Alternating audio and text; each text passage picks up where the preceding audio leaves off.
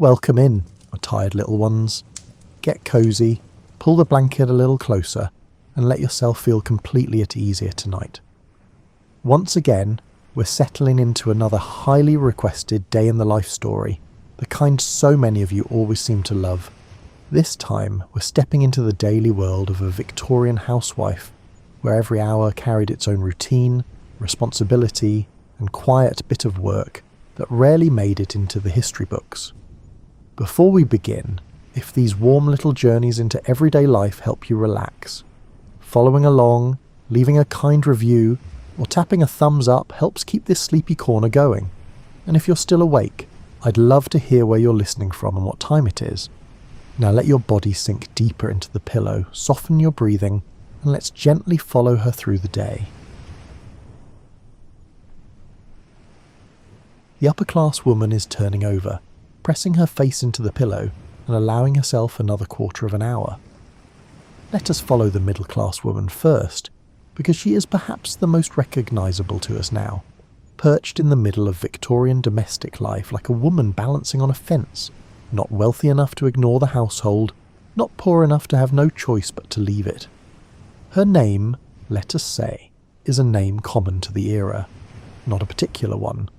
Just the feeling of a name that belonged to thousands of ordinary women whose diaries survive in local archives, whose household accounts are tucked into the collections of regional museums, who appear in the census as wife, 34, no occupation, which was the most enormous lie the Victorian state ever told about half its population. She rises at 6 o'clock. She washes her face in the basin on the washstand, using water that was brought up last night, and has since gone from lukewarm to genuinely discouraging. She splashes it on anyway, because there is no time for feelings about water temperature. She pins her hair into its daytime arrangement with the automatic efficiency of someone who has done this 10,000 times, her fingers finding hairpins in the dark with the certainty of a woman who knows exactly where she left them. Her husband is still asleep. He will not rise until 7:30, at which point he will find his shaving water already heated and his boots already cleaned, and he will take both of these things as the natural order of the universe. She does not resent this exactly. She has no language for resenting it, because the arrangement has never been presented to her as an arrangement that could have been otherwise. It is simply how mornings are structured, like how Sundays are structured, or how the dinner table is structured, with the largest portion nearest the man at the head. She goes downstairs. The kitchen is already occupied by cook, who is a broad, efficient woman in her 40s, who has been awake since 5 and has opinions about everything. The housemaid, a girl of 16 from a village 8 miles away who sends most of her wages home to her mother, is on her knees at the parlour fireplace, coaxing last night's ashes into something useful. The sound of the poker tapping the grate drifts through the hall with a rhythmic domestic patience, like a very small percussion section warming up. Coal fires are the defining domestic fact of the Victorian household. Everything orbits around them. Every morning begins with them. Mrs. Isabella Beeton, whose book of household management became the closest thing the Victorian middle class had to a domestic Bible, devoted considerable attention to the proper laying of fires, the cleaning of grates, and the management of coal. A fireplace that smokes is a social embarrassment. A fireplace that goes out unexpectedly is a domestic failure. A well-laid fire that catches cleanly on the first match and burns with a steady, generous heat is a quiet triumph, unacknowledged by anyone but the person who laid it. The housemaid knows this. She's laid this particular fireplace 93 times. She does it without thinking now, but she thought about it carefully the first 20 or 30 times, and those thoughts are still in there somewhere, compressed into muscle memory. Our middle-class woman checks the kitchen range. She discusses the day's meals with cook in the particular shorthand that develops between women who have worked together long enough to understand each other's silences. Today there are callers expected at 3 o'clock, which means the best cups need to be out, which means the drawing room needs to be presentable, which means the morning's cleaning schedule must be adjusted slightly. She does not write any of this down. It is already organised in her head with the same invisible precision as a library catalogued by someone who has never needed to explain the system to anyone else. Now let us slip away from the semi-detached house and travel a few streets, or a few miles, to where the working-class woman is beginning her morning. She has been up since 4:30.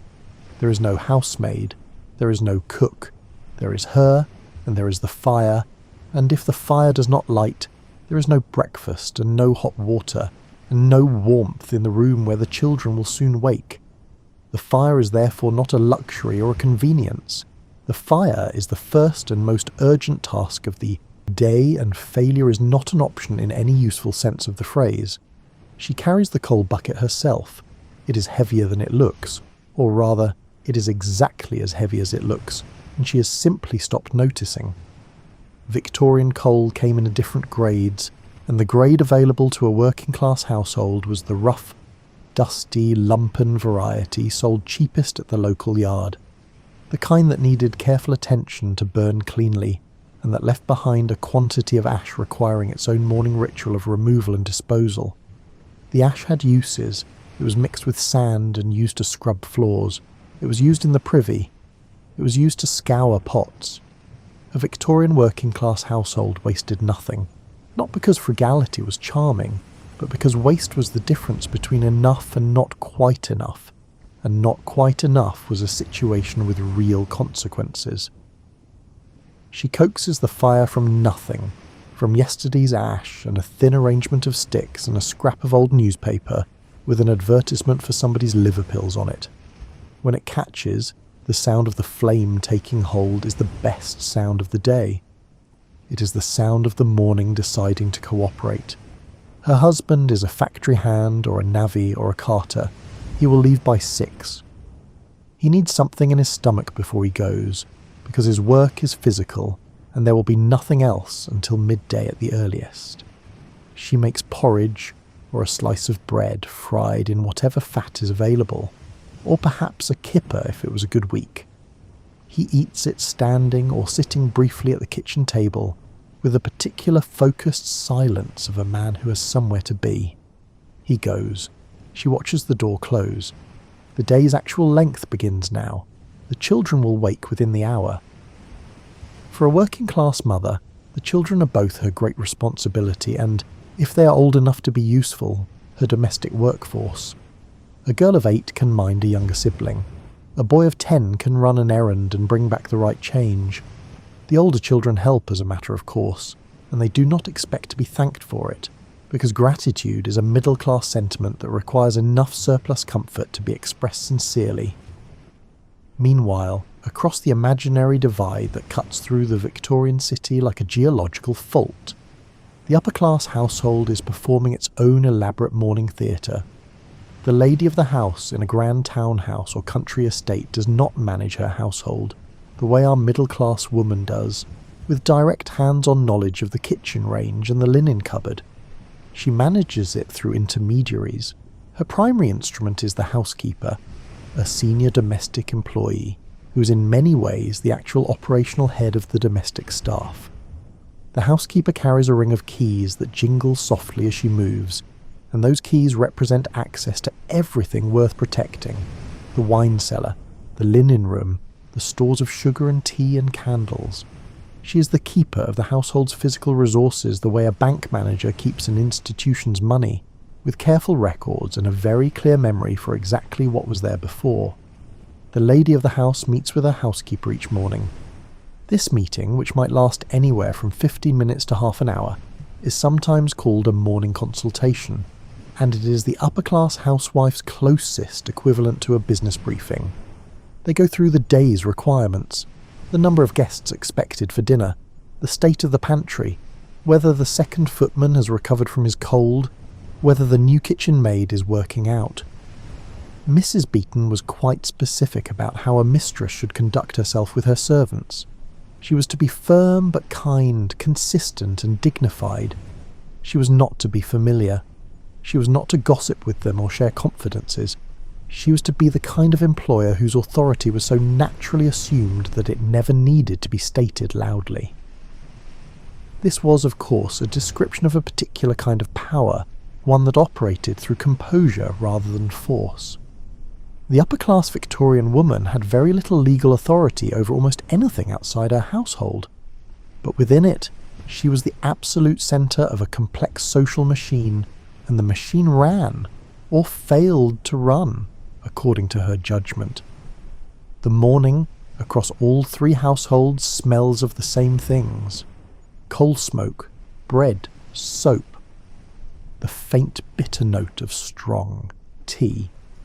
These are the smells that define the Victorian morning the way a key signature defines a piece of music, present in every variation regardless of how elaborately or simply the theme is expressed. Breakfast, in Victorian England, was not a casual affair in any household. Even in the working-class home, where it was brief and functional, it served a purpose beyond nutrition. It was the last moment of the family being in one place before the day scattered them. It was a minute or two of relative stillness in a morning that had already been busy for 2 hours. The mother ate last, if she ate at all, before mid-morning. She was still serving, still pouring, still cutting bread, when the others finished and left, and then she sat down with whatever was left and whatever quiet remained, which was sometimes a great deal of quiet and sometimes very little. The working-class breakfast table was plain but earnest.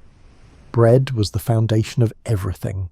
A good loaf, baked the day before, sliced thick and spread with dripping or a scrape of margarine, was the central domestic object of the morning. On better days there might be a pot of tea strong enough to stand a spoon in, sweetened with a small spoon of sugar from the packet kept on the high shelf. Tea was not cheap, and the sugar was even less so in the earlier Victorian decades, before the sugar duties were reduced. The working-class woman managed both quantities with a quiet precision that was invisible only to people who never had to count anything. In the middle-class household, breakfast was a more substantial production. The middle classes of the Victorian era had, in the 19th century, developed a genuine affection for the full morning meal as a statement of domestic competence and social standing. The sideboard in the dining room would hold chafing dishes containing fried or scrambled eggs, perhaps a rasher or two of bacon, a dish of kedgeree made from leftover fish and rice, toast in a silver rack, preserves in proper pots with spoons. The husband presided at the head, the children were expected to sit properly, and the whole arrangement communicated something about the household's orderliness and prosperity to anyone who happened to observe it. Our middle-class woman ate her own breakfast standing near the window, or sometimes not at all until the dishes had been cleared, and she could take a cup of tea at the kitchen table, while cook already began preparations for the midday meal. Nobody recorded these small domestic absences from the table as sacrifices. They were simply what happened, the natural consequence of being the person responsible for making sure everything happened at all. Upstairs in the great house, breakfast was served in the breakfast room to a family that had dressed fully before appearing. The upper-class Victorian woman might spend an hour in the process of getting ready in the morning, not from vanity alone, though vanity played its part, but because appearance was a form of social communication as precise as language. The wrong dress at the breakfast table was a minor transgression. The wrong dress when callers arrived was a more serious one. The wrong dress at dinner was a social document that guests would read and discuss in the carriage on the way home. She was, in short, always being read. Everything about her said something about her husband's income, her own taste, her household's management, and her understanding of her position in the social hierarchy. This was exhausting in a way that was never named as exhaustion, because exhaustion was for people who did physical labour, and she did not do physical labour, or so the story went. The truth was that the emotional and cognitive labour required to maintain a Victorian upper-class household was its own form of work, spread across every waking hour and requiring a kind of constant anxious attention that had no clock-out time and no salary. Mrs. Beeton understood this, even if she presented it as naturally feminine rather than as work. Her book, that magnificent, contradictory, enormously useful volume published in 1861, runs to nearly 1,000 pages. It contains recipes, yes, but also advice on household management, servant supervision, budgeting, menu planning, medical remedies, and the correct etiquette for situations ranging from how to receive a morning caller to what to do when a servant gives notice. It is less a cookbook than a manual for running a small organisation, with limited staff, unpredictable resources and extremely high social stakes. The woman who owned a copy of Mrs. Beeton's book and actually read it through would have found, buried in its practical instruction, a portrait of domestic life as a genuine profession, one that required skill, judgment and sustained effort. She might also have found it deeply comforting to have someone acknowledge, however obliquely, that what she did every day was complicated and that it was possible to do it badly. Every Victorian household, regardless of class, conducted a daily campaign against dirt. The specific tactics varied considerably depending on who was doing the fighting and with what resources. In the working class home, cleaning was personal and immediate. The woman of the house scrubbed her own front step, and this mattered. A clean front step in a working class street was a signal, a declaration of respectability made to every passerby, every neighbour, every person whose opinion you would have to live next to for the foreseeable future. Respectability was the working class woman's most portable and most fragile possession. She could not afford fine clothes or a carriage, but she could afford to have the cleanest step on the row, and many of them did. The floors were swept and then scrubbed on certain days of the week. In poorer households, the floor might be stone or packed earth, both of which had their own cleaning requirements. The windows were wiped down, the surfaces were dusted with a rag. Every surface. The mantel, the window ledge, the frame of the cheap mirror if there was one, the top of the dresser where the china was kept. The china that was only used on Sundays and high days, and which was therefore perpetually clean, but which was dusted anyway because the dust would settle on it, regardless of whether anyone used it. Laundry was, by every account, the most physically demanding domestic task of the week. Monday was wash day in the vast majority of Victorian households. This was not a coincidence, or a preference. It was a coordinated social fact, so universal that Monday became culturally synonymous with exhaustion and cold leftover food and the smell of wet wool hanging in every available space. Women's diaries from the period return again and again to the wash, to the sheer bodily labour of it, to the heat and the steam and the heaviness of wet fabric and the redness of their hands.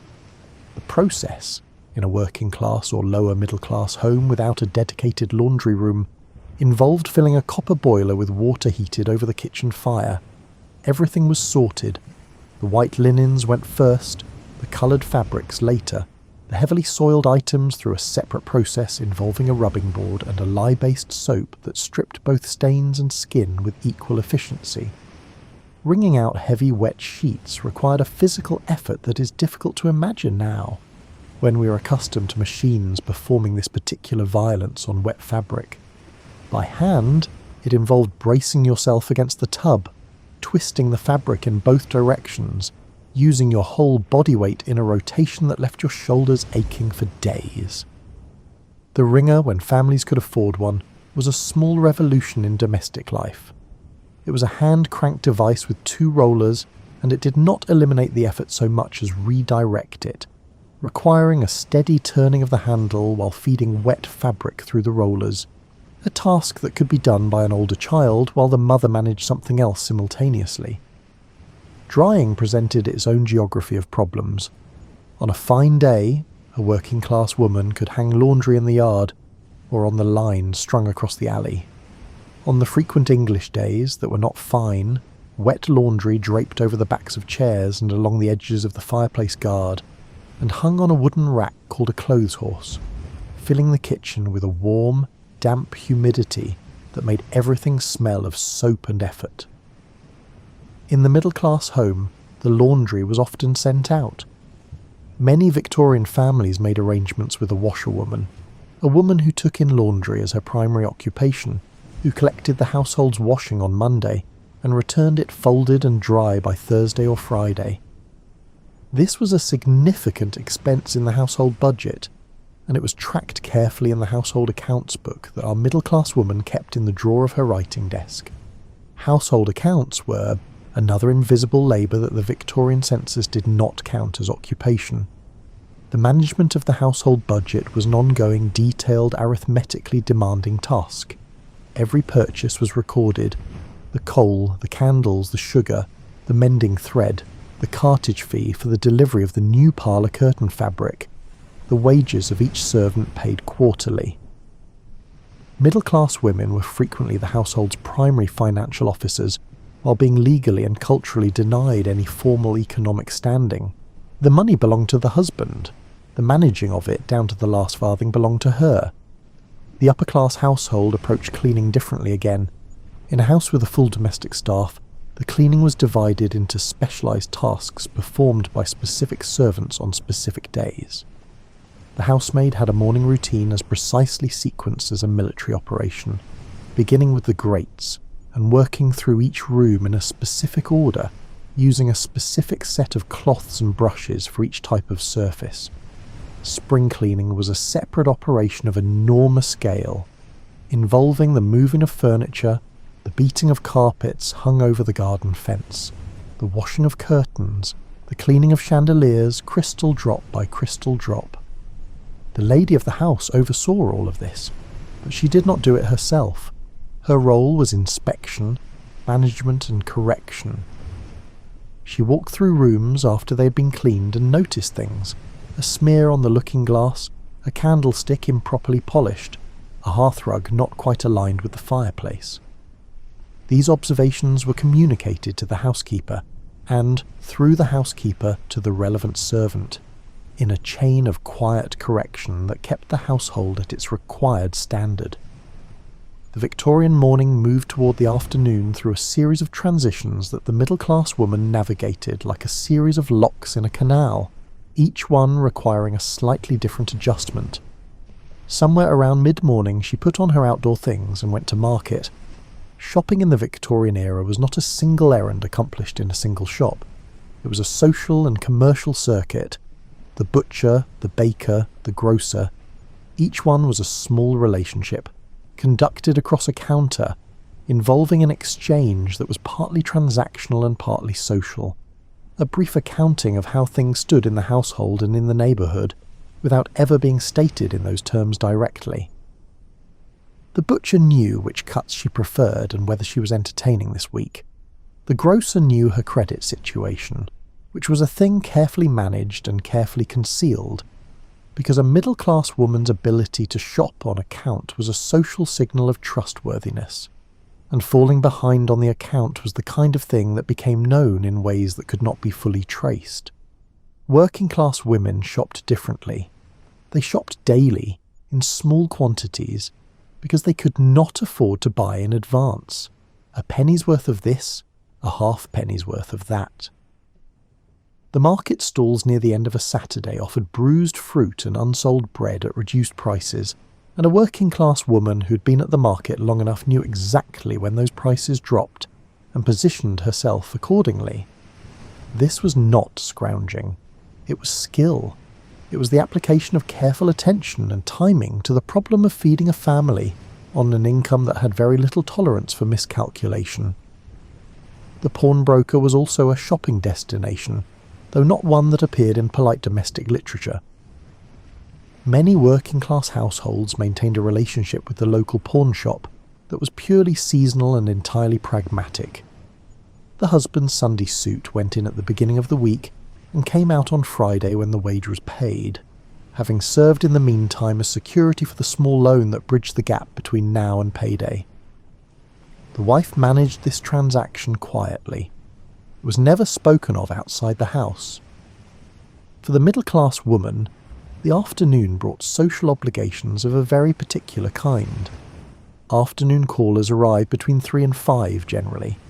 This was the formalised social visiting period of Victorian middle-class life, governed by a set of conventions so precise that they were documented in etiquette manuals and debated in women's magazines. You left your calling card first, then the household might return the call, then, if the social negotiation proceeded correctly, an actual visit might eventually occur. The card itself, a small piece of engraved pasteboard left in the silver card tray in the hallway, was a social document with its own grammar. The receiving of afternoon callers required the drawing room to be presentable, the tea things to be ready, and the hostess herself to be dressed appropriately for the time of day and the relative social status of the expected visitors. It also required a particular kind of conversational performance, light, pleasant, well-informed without being intellectual, interested without being nosy. A Victorian middle-class woman who was known as good company was practicing a skill she had spent years developing, one that had no professional name and attracted no professional recognition. Meanwhile, the working-class woman was doing something else entirely between 2 and 4 in the afternoon. She might be doing her mending. The repair and maintenance of clothing was a domestic task that occupied hours of every week in working-class homes. Socks were darned, shirts were patched, children's clothes were let out as the children grew, then eventually taken in or passed down to a younger sibling. The needle and thread were tools of genuine household economy. The careful woman extended the useful life of everything she owned by months and sometimes years, and this extension represented real money saved and real necessity avoided. She might also be doing paid work at home. The census records of Victorian England, which recorded female occupation in a partial and inconsistent way, nevertheless reveal that huge numbers of working-class married women were engaged in paid labour that they performed at home, often in the evenings or during the afternoon hours when children were at school or napping. Needlework and sewing were the most common, ranging from plain sewing, hemming handkerchiefs and making shirts for a middleman who distributed the work and collected it again on a set day, to the more skilled work of dressmaking or millinery, which required an apprenticeship and commanded better rates.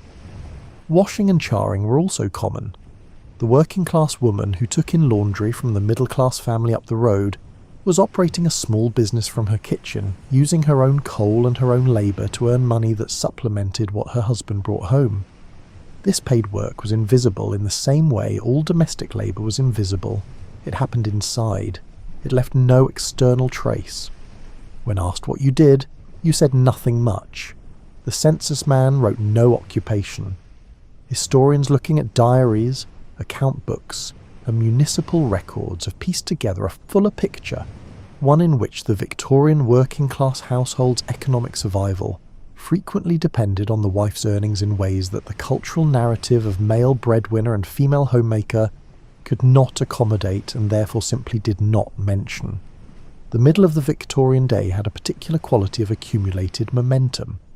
By noon, a housewife of any class had already done what would register, by modern standards, as a full working day. The fires were managed, the breakfast cleared, the morning's cleaning undertaken, the shopping done or arranged, the domestic consultations completed, the children seen to their lessons or sent off to school, or, in the case of upper-class households, handed back to the nursemaid after breakfast, and not expected to occupy the mother's attention again until the early evening. Childcare was, like everything else in Victorian domestic life, a matter of radical variation, depending on where you stood in the class system. For the working-class mother, her children were present and constant. A baby in arms was carried while she worked. A toddler was placed somewhere safe and periodically retrieved from somewhere not safe, and replaced somewhere safe again. A child of 5 or 6 was assigned small tasks suited to their size, carrying something from one room to another, minding the youngest while she stepped outside, fetching something from the neighbour. Children in working-class households contributed to domestic life as naturally as they breathed, because the domestic operation required all available hands. The elementary school, made compulsory by the Education Act of 1870, changed the working-class Mother's Day substantially. Before 9 in the morning and after 3:30 in the afternoon, the older, children were her responsibility. Between those hours, she had something approaching uninterrupted time, and she used it with the focused practicality of someone who had learned not to waste anything. The middle-class mother occupied a curious middle position in relation to her children. She was expected to be engaged in their moral and intellectual development, to read to them and supervise their lessons if there was no governess, to be the primary influence on their character and their manners. She was simultaneously expected to maintain the household, to manage the servants, to fulfill her social obligations, and to present an appearance of serene domestic competence at all times. The woman who looked frazzled was failing in some fundamental way that polite society might not articulate directly but would certainly notice.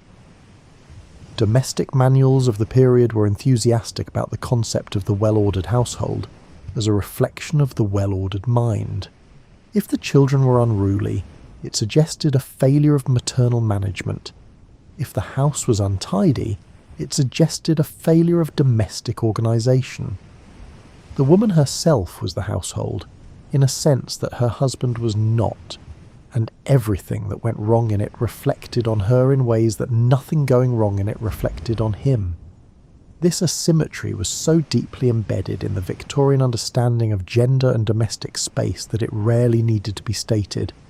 It was instead simply assumed, the way gravity is assumed, the way the floor is assumed, as the invisible structural condition on which everything else was arranged. The middle-class wife consulting with cook about the evening meal was aware of this without being able to articulate it in those terms. She knew that dinner being wrong was her responsibility, even though she had not cooked it. She knew that a guest arriving to find the drawing room dusty was her failure, even though she had not dusted it. She carried the weight of everything that might go wrong as a permanent background condition of her daily experience. This is what some historians of domestic life have called the invisible architecture of management, the constant low-level anticipation and prevention of failure that runs beneath the visible surface of a well-run household and accounts for much of the mental labour that does not appear in the record because it never produces a visible result. The visible result of good household management is nothing going wrong. Nothing going wrong leaves no trace. Late afternoon in the Victorian household arrived like a tide turning. The quality of the light changed. The fires needed banking or building up again. The dinner hour approached, and with it a fresh wave of preparation that was, in its own way, as demanding as the mornings. In the working-class home, the evening meal was whatever remained of the week's budget after the other meals were accounted for. A pot of something simmered on the range through the afternoon. A stew or a soup made thicker with pearl barley or potatoes or whatever was cheapest at the market this week. A working-class cook was inventive, not from creativity but from necessity, finding ways to make a small amount of meat flavour, a large amount of broth, finding ways to make yesterday's bread into tonight's pudding.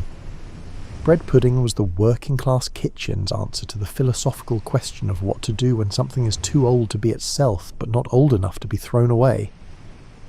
The husband came home, the children were called in, the table, whatever size and condition it happened to be, gathered everyone together in the way it had always done and always would do, because eating together is one of the things humans do consistently, regardless of century or geography or social standing. The working-class family ate their stew and their bread and drank their tea, and then the husband sat near the fire and read his paper, and the wife did the washing up and got the youngest children into bed, and then sat down herself for perhaps the first time since early morning. She might sew, she might read if she was literate and there was something to read, a newspaper that had made its way from a neighbour, a religious magazine, a cheap illustrated weekly. She might simply sit for a moment in a state that was not quite rest and not quite alertness. A kind of suspended maintenance mode that is recognisable to anyone who has ever been the person responsible for a household. In the middle-class home, the evening meal was dinner, and dinner was a production. The middle Victorian dinner, eaten between 6 and 8 in the evening depending on the family's aspirations and their cook's workload, involved multiple courses served in the French style, meaning sequentially each one removed before the next arrived. There was soup, there was fish, there was a meat course, there were vegetables arranged as side dishes, there was a pudding, there was cheese. This is not unusual by the standards of the era, but is clarifying when you remember that all of this needed to be produced by cook in the kitchen below, carried up the back stairs by the housemaid, served at the right temperature and in the right sequence, and then cleared away again. The menu had been planned that morning in the kitchen consultation. The ingredients had been procured at market. The preparation had occupied cook since mid-afternoon. The wife had checked on progress at least once, standing at the kitchen door while cook moved things between pots with the focused authority of someone who resented supervision but tolerated it from this particular employer because she was mostly reasonable.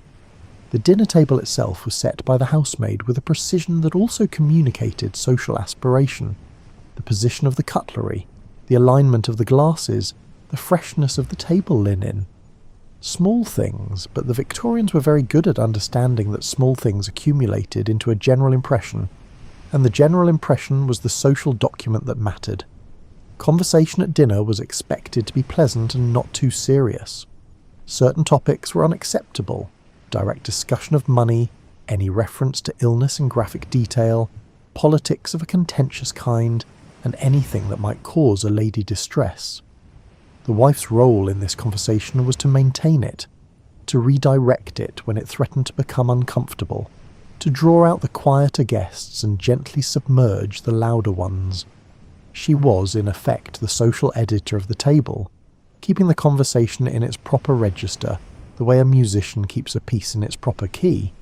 This too was work that had no name. After dinner, the women withdrew to the drawing room while the men remained at the table for port and their own conversation, which could apparently encompass all the topics excluded from the dinner table.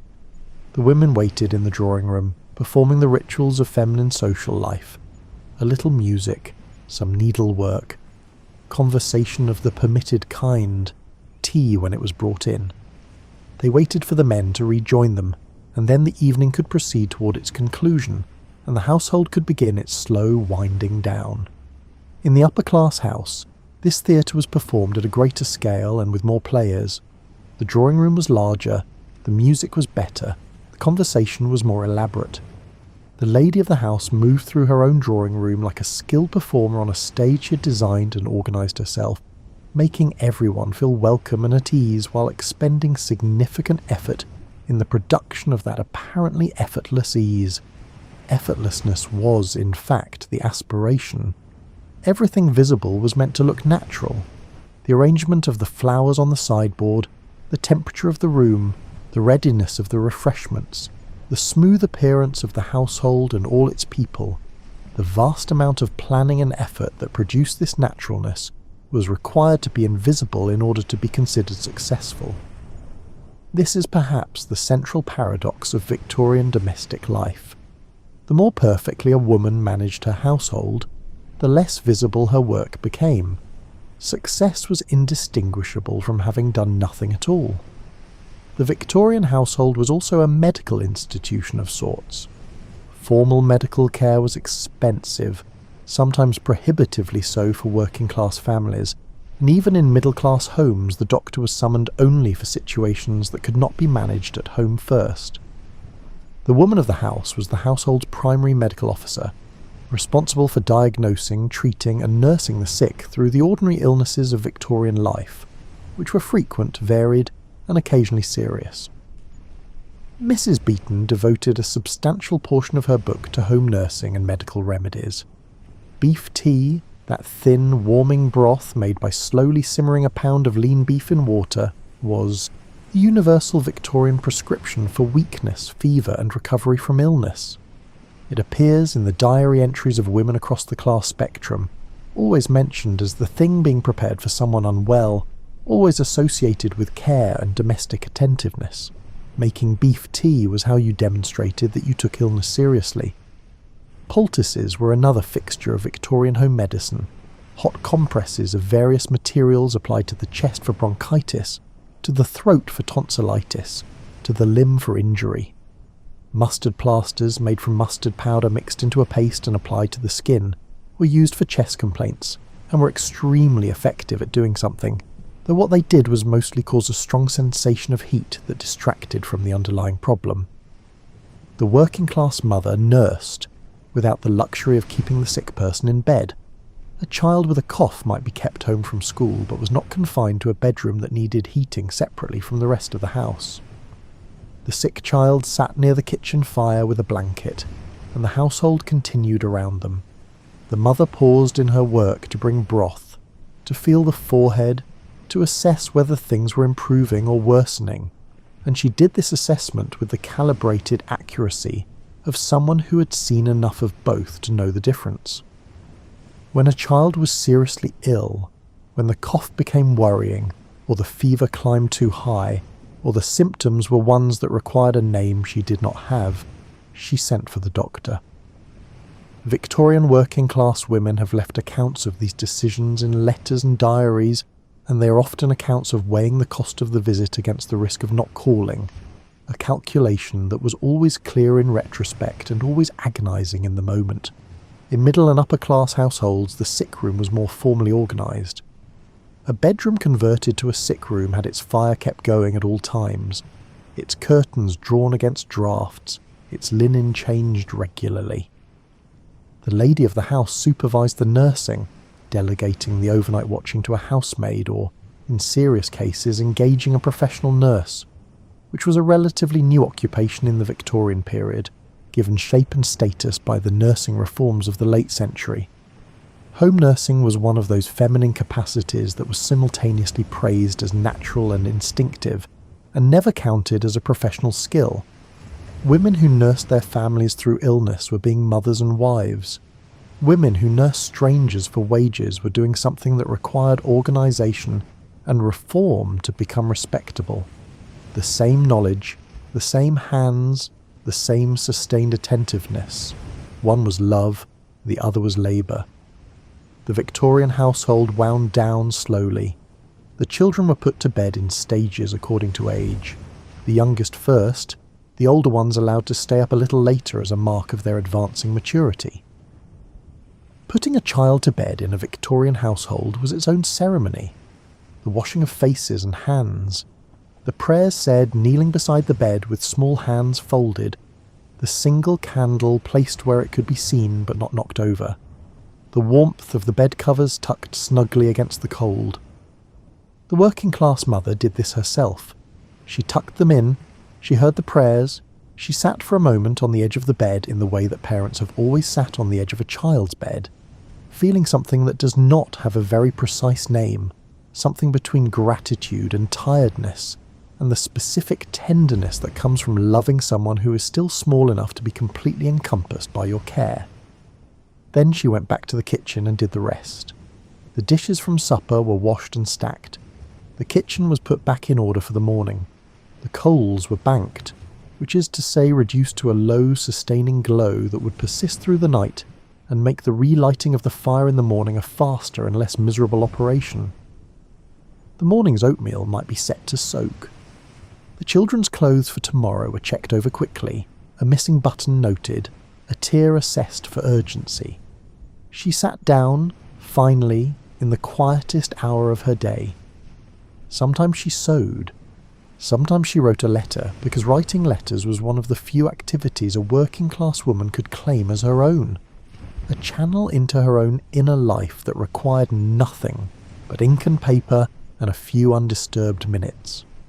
The letters that survive, collected in local archives and family papers, are often direct and vivid, full of small domestic detail and clear-eyed observation of the world around her. They are not literary letters. They are the letters of a woman who had a good deal to say, and not very much time in which to say it. Her husband came to bed. She might stay up a little longer, or she might go up with him. The question of how much of herself she kept private in a marriage was not one the Victorian era spent much time examining from her perspective. Her inner life was, in the domestic literature of the time, largely beside the point. She was a function as much as a person, and the function was to keep everything working, and if she felt something complicated about that arrangement, there was not very much she could do with those feelings, and so she put them somewhere internal and went to sleep. In the middle-class home, the evening concluded with its own rituals of closure. The mistress of the house did a final tour of the downstairs rooms. checking that the fires were properly banked, that the candles were extinguished, that the windows were fastened. This was her house in the most fundamental sense. She knew it the way you know a landscape you've walked 1,000 times. Every door, every draught, every surface, every object in its place. She sat at her writing desk before retiring and opened the household accounts. She recorded the day's expenditures with a neat and practised hand. The coal, the bread, the wages paid to the laundress, the soap purchased at the grocer's. She noted the callers of the afternoon in the visiting book, a record of social obligations and their ongoing management. She wrote, perhaps, a brief note for tomorrow's morning consultation with cook, a reminder about the joint that needed ordering or the sugar that was running low. She was thinking about tomorrow even as today ended, because the management of a household is not a task that has a completion point. It is a continuous operation, interrupted only by sleep, and even then, sometimes not interrupted at all. The upper-class woman retired with her husband's social obligations and her own social correspondence already organised for tomorrow. Letters to write, calls to arrange, charitable committee meetings, if she was involved in the various philanthropic activities that occupied the upper-class woman and gave her something approaching a public role in community life. The organisation of a dinner party that would not happen for 3 weeks, but required decisions starting now about the menu, the seating arrangement, the invitations, the flowers, the music for afterward. She handed her candle to her lady's maid and allowed herself to be unhooked from the complex architecture of her evening dress. The corset came off, the hairpins came out. She sat at her dressing table and allowed her hair to be brushed, 100 strokes, because the Victorian woman's bedtime hair ritual was one of the few moments of her day that was genuinely for her, at least in theory, though even this service was performed by someone else and required her to sit still and be attended to rather than anything as uncomplicated as rest. The house settled around her as she finally lay down. The coal in the bedroom fireplace made its small occasional sound, the soft shifting of cinders, the occasional tiny exhalation of heat. The curtains held the night outside where it belonged. The household was still, or as still as a place full of sleeping people can be, which is its own specific quality of stillness, the kind that is never absolute but feels like peace, because everything is for the moment not requiring anything. She had managed it all. She had kept the whole intricate operation running, the meals, the children, the servants, the callers, the accounts, the nursing, the cleaning, the social performance, the emotional labour of attending to everyone's comfort and mood, while monitoring her own only enough to ensure she could continue to function. She had done all of this in a single day, and tomorrow she would do it again. Let us stay here for a moment, in the stillness of the Victorian night. Let the fire settle in its grate. Let the house breathe around you, its rooms holding their contents in the dark, the kitchen clean and ready, the nursery with its sleeping shapes, the dining room with the chairs pushed back and the table bare, the drawing room with the evening's conversation already fading, the hallway with its card tray and its coats and its particular smell of beeswax and wool. The women of Victorian England left a record. Not the record they were told they were leaving, which was the record of nothing much, of no occupation, of domestic life as a kind of pleasant backdrop to history. They left the other kind of record, the account books with their neat columns, the letters tucked into family papers, the diary entries about the washing and the sick child and the callers who came and the one who could not be received because the drawing room was not presentable and the housemaid had not been told in time. They left the physical record of their work in the objects that survive, the darned stockings, the patched quilts, the preserving jars, the recipe cards written in ink faded now to the colour of old tea. Mrs. Beeton, writing in 1861, began her book with a statement that has been quoted many times since. The mistress of the house was like the commander of an army. The comparison was meant to be flattering. It landed differently than she perhaps intended because it acknowledged right there at the beginning that running a household was not easy, that it required strategy and authority and judgment and courage, which are all the things the Victorians associated with military leadership and male accomplishment. Nobody gave her a medal. The census record says no occupation. The diary says Monday, washing done. Children fed. Callers at 3. Accounts balanced. Fire went out in the nursery. Relayed it. Husband home at 7. Beef tea made for the cough. Sewed until 9. To bed. That is everything. That is also, in its own way, everything. The working-class woman in her terraced house, the middle-class woman in her semi-detached suburb, the upper-class woman in her tall townhouse. They were all doing the same thing, at different scales, with different resources, in different rooms. They were all holding something together that would have come apart without them. And they were doing it without being asked whether they wanted to, because the question of whether they wanted to was not the kind of question that Victorian life had made room for. But they had their moments. The working-class woman had her minutes at the kitchen table after the children left for school. The middle-class woman had her hour at her writing desk, composing a letter to her sister that said slightly more than it seemed to say. The upper-class woman had the particular pleasure of a dinner that went perfectly, where everything came out at exactly the right moment, and the conversation moved well, and she looked across the table and thought, without exactly thinking it, that this was something she had made. These were not small things. They were in fact rather large things wearing small clothes, which is perhaps the defining feature of the domestic life of Victorian women. The enormous capacity compressed into a form that made it easy to overlook. Tonight, as you drift towards sleep in your own warm corner of the world, with your own fire burning or your own central heating breathing quietly, think of them briefly. Not as figures in costume, not as characters in someone else's drama, but as women who woke before dawn and worked until dark and did it again the next day, with competence and with love and with a steady, unacknowledged strength that kept the whole of Victorian civilization fed and clothed and clean and alive. Let the image settle, like coal dust settling in a quiet room.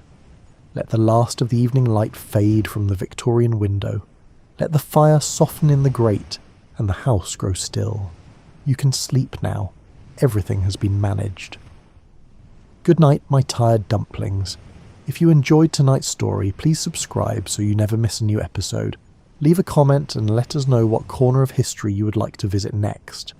The next one is already being written, and it has your name in it somewhere.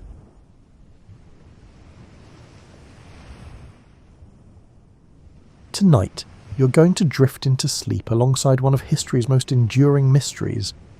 The story of King Arthur isn't just a tale of knights and magic. It's a legend that grew slowly over centuries, layer by layer, like sediment-forming rock. By the time you wake, you'll understand how a possible war leader from the chaos of post-Roman Britain became the King of Camelot. Picture Britain in the year 410. The Roman legions are leaving.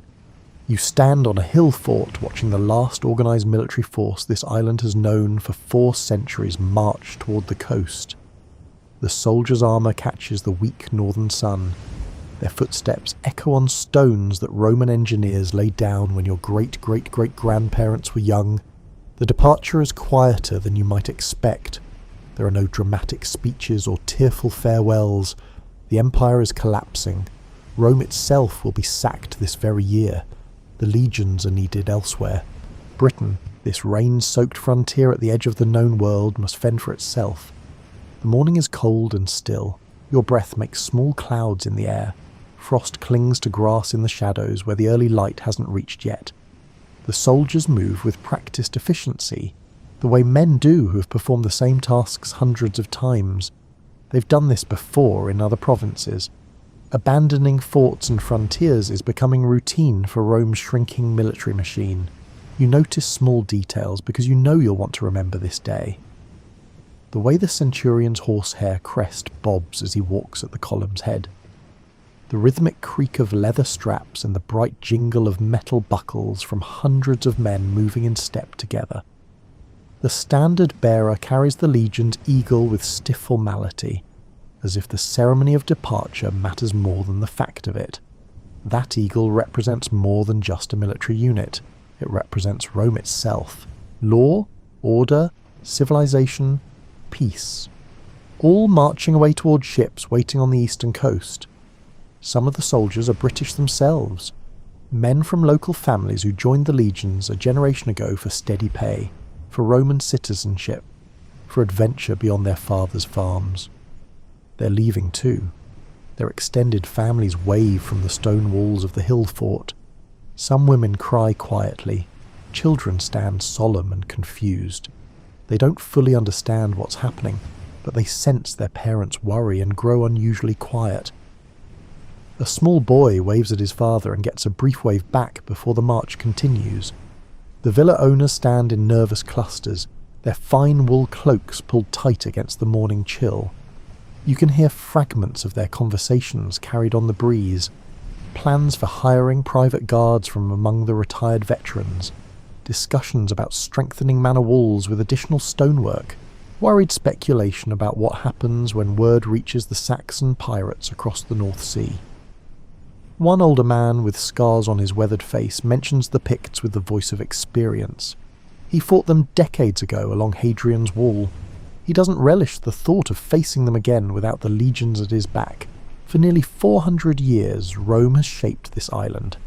Latin is the language of government and trade. Roman roads connect towns that didn't exist before the conquest. Bathhouses steam in winter. Villas sprawl across fertile valleys with mosaic floors depicting Mediterranean gods and heroes. Along the coast, watchtowers scan for Saxon raiders. The roads carry wine, olive oil, and pottery. Britain exports grain, lead, tin, and slaves. It's a functioning province integrated into Rome's economic system. Now, all of that is ending. Not with a bang, but with the quiet crunch of military boots on gravel roads. You can feel the change in the air the way you can feel a storm approaching before the first drops fall. The villa owners are nervous for good reason. Their wealth depends on stability, on roads being safe for trade, on courts functioning to enforce contracts, on someone being in charge when disputes arise. Who provides all that when Rome leaves? The town councils are holding emergency meetings in the forum buildings that still stand in every major settlement. The question everyone asks is simple and terrifying. Who will protect us now? The discussions go in circles. Some suggest hiring Saxon mercenaries. Others find that idea insane given that Saxons are one of the primary threats. Some talk about raising local militias. Others point out that farmers with spears aren't soldiers. Some hope that Roman authority will return once the current crisis on the continent resolves itself. A few realists acknowledge that Rome isn't coming back, the threats are real and multiplying. Across the North Sea, Saxon, Anglian and Utish peoples are moving westward. They've raided before, but with the legions gone, raiding might become settlement and conquest. From the north beyond Hadrian's Wall, the Picts watch Rome's withdrawal with interest. From Ireland, raiders can cross to Britain in a day. Britain is wealthy and suddenly vulnerable. What Britain lacks now is unified defence. The Roman military ran on organisation and logistics. Legions at strategic points could respond quickly via the road network. A military bureaucracy coordinated provincial defence. Supply chains ensured resources arrived where needed. Now there's no chain of command, no one in charge, just communities and estates that shared Roman administration until it departed. Villa owners will hire private guards. Town councils will form local militias. Old tribal identities suppressed by Rome will resurface. The Brigantes, Iceni, Catuvelauni. All remembering they existed before Rome. Britain is fragmenting along pre-Roman fault lines that Roman power kept suppressed but never eliminated. You watch the last of the legionaries disappear over the eastern horizon, their standards catching the light one final time before dropping below the sight line. The sound of their march fades slowly. First you can hear individual footsteps and voices, then just a general murmur, then silence broken only by wind in the grass, and someone's dog barking in the distance. The silence feels significant, heavy with implication. You wonder what happens next. The answer, though you don't know it yet, will involve centuries of conflict and cultural transformation, and the gradual emergence of stories about heroes who held back the darkness when no one else could. One of those heroes, or at least the idea of one, will eventually be called Arthur. But we're getting ahead of ourselves. Right now, in 410, Arthur doesn't exist. Not even as a story. The conditions that will create the need for an Arthur are only just beginning. The legend will grow from the chaos and violence and desperate resistance of the next century, but that growth is slow, much slower than you might imagine. The decades after the legions leave are genuinely confusing when viewed from the perspective of later historians trying to piece together what happened. History becomes fuzzy around the edges and then outright murky in the middle. The written records that Roman administration produced so reliably and archived so carefully simply stop. Britain enters what scholars sometimes call the sub-Roman period. Later generations will call it the Dark Ages, though that name says more about the absence of written sources than about the actual quality of life people experienced. Life goes on, obviously. Farmers still plant and harvest. Potters still make vessels. Blacksmiths still work iron. Children are still born, and old people still die, and teenagers still fall in love and make the same mistakes teenagers have always made. The rhythms of daily existence continue regardless of what political structure exists or doesn't exist overhead. But the big picture becomes invisible to us.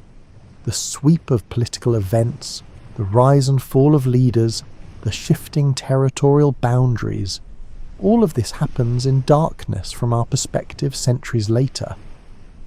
We catch glimpses through archaeological evidence and the occasional written source from the continent, but the detailed narrative history we can construct for the Roman period simply vanishes for the 5th and 6th centuries. What we do know, or can reasonably infer, is that some version of Romano-British society persists for quite a while after 410. Town councils keep meeting in the forum buildings even if there's no higher authority to report to. Some villas stay occupied and productive even if the trade networks that made them profitable are disintegrating. Latin remains important as a language of administration and church business even if fewer people speak it fluently. Christianity, which took root during the 4th century, continues to spread and probably accelerates its growth as the church becomes one of the few institutions still functioning reliably. But the defensive situation deteriorates steadily and then rapidly. Germanic raiders become Germanic settlers. The eastern coast of Britain, the areas most accessible from continental Europe, begin to see permanent Saxon villages established. At first, this probably seemed manageable to the British authorities. Some British leaders evidently made a calculated decision to invite Saxon mercenaries to serve as hired troops, offering land grants in exchange for military service. This was a standard late Roman practice that had worked reasonably well in other frontier provinces. Pay foreign warriors to defend the frontier against other foreign warriors. It must have seemed like a reasonable solution to the problem of defending Britain without legions. It didn't stay reasonable for long. The Saxons brought families, they brought their own language, their own gods, their own way of organising society. They built the kind of halls and farms they'd built back in their homelands.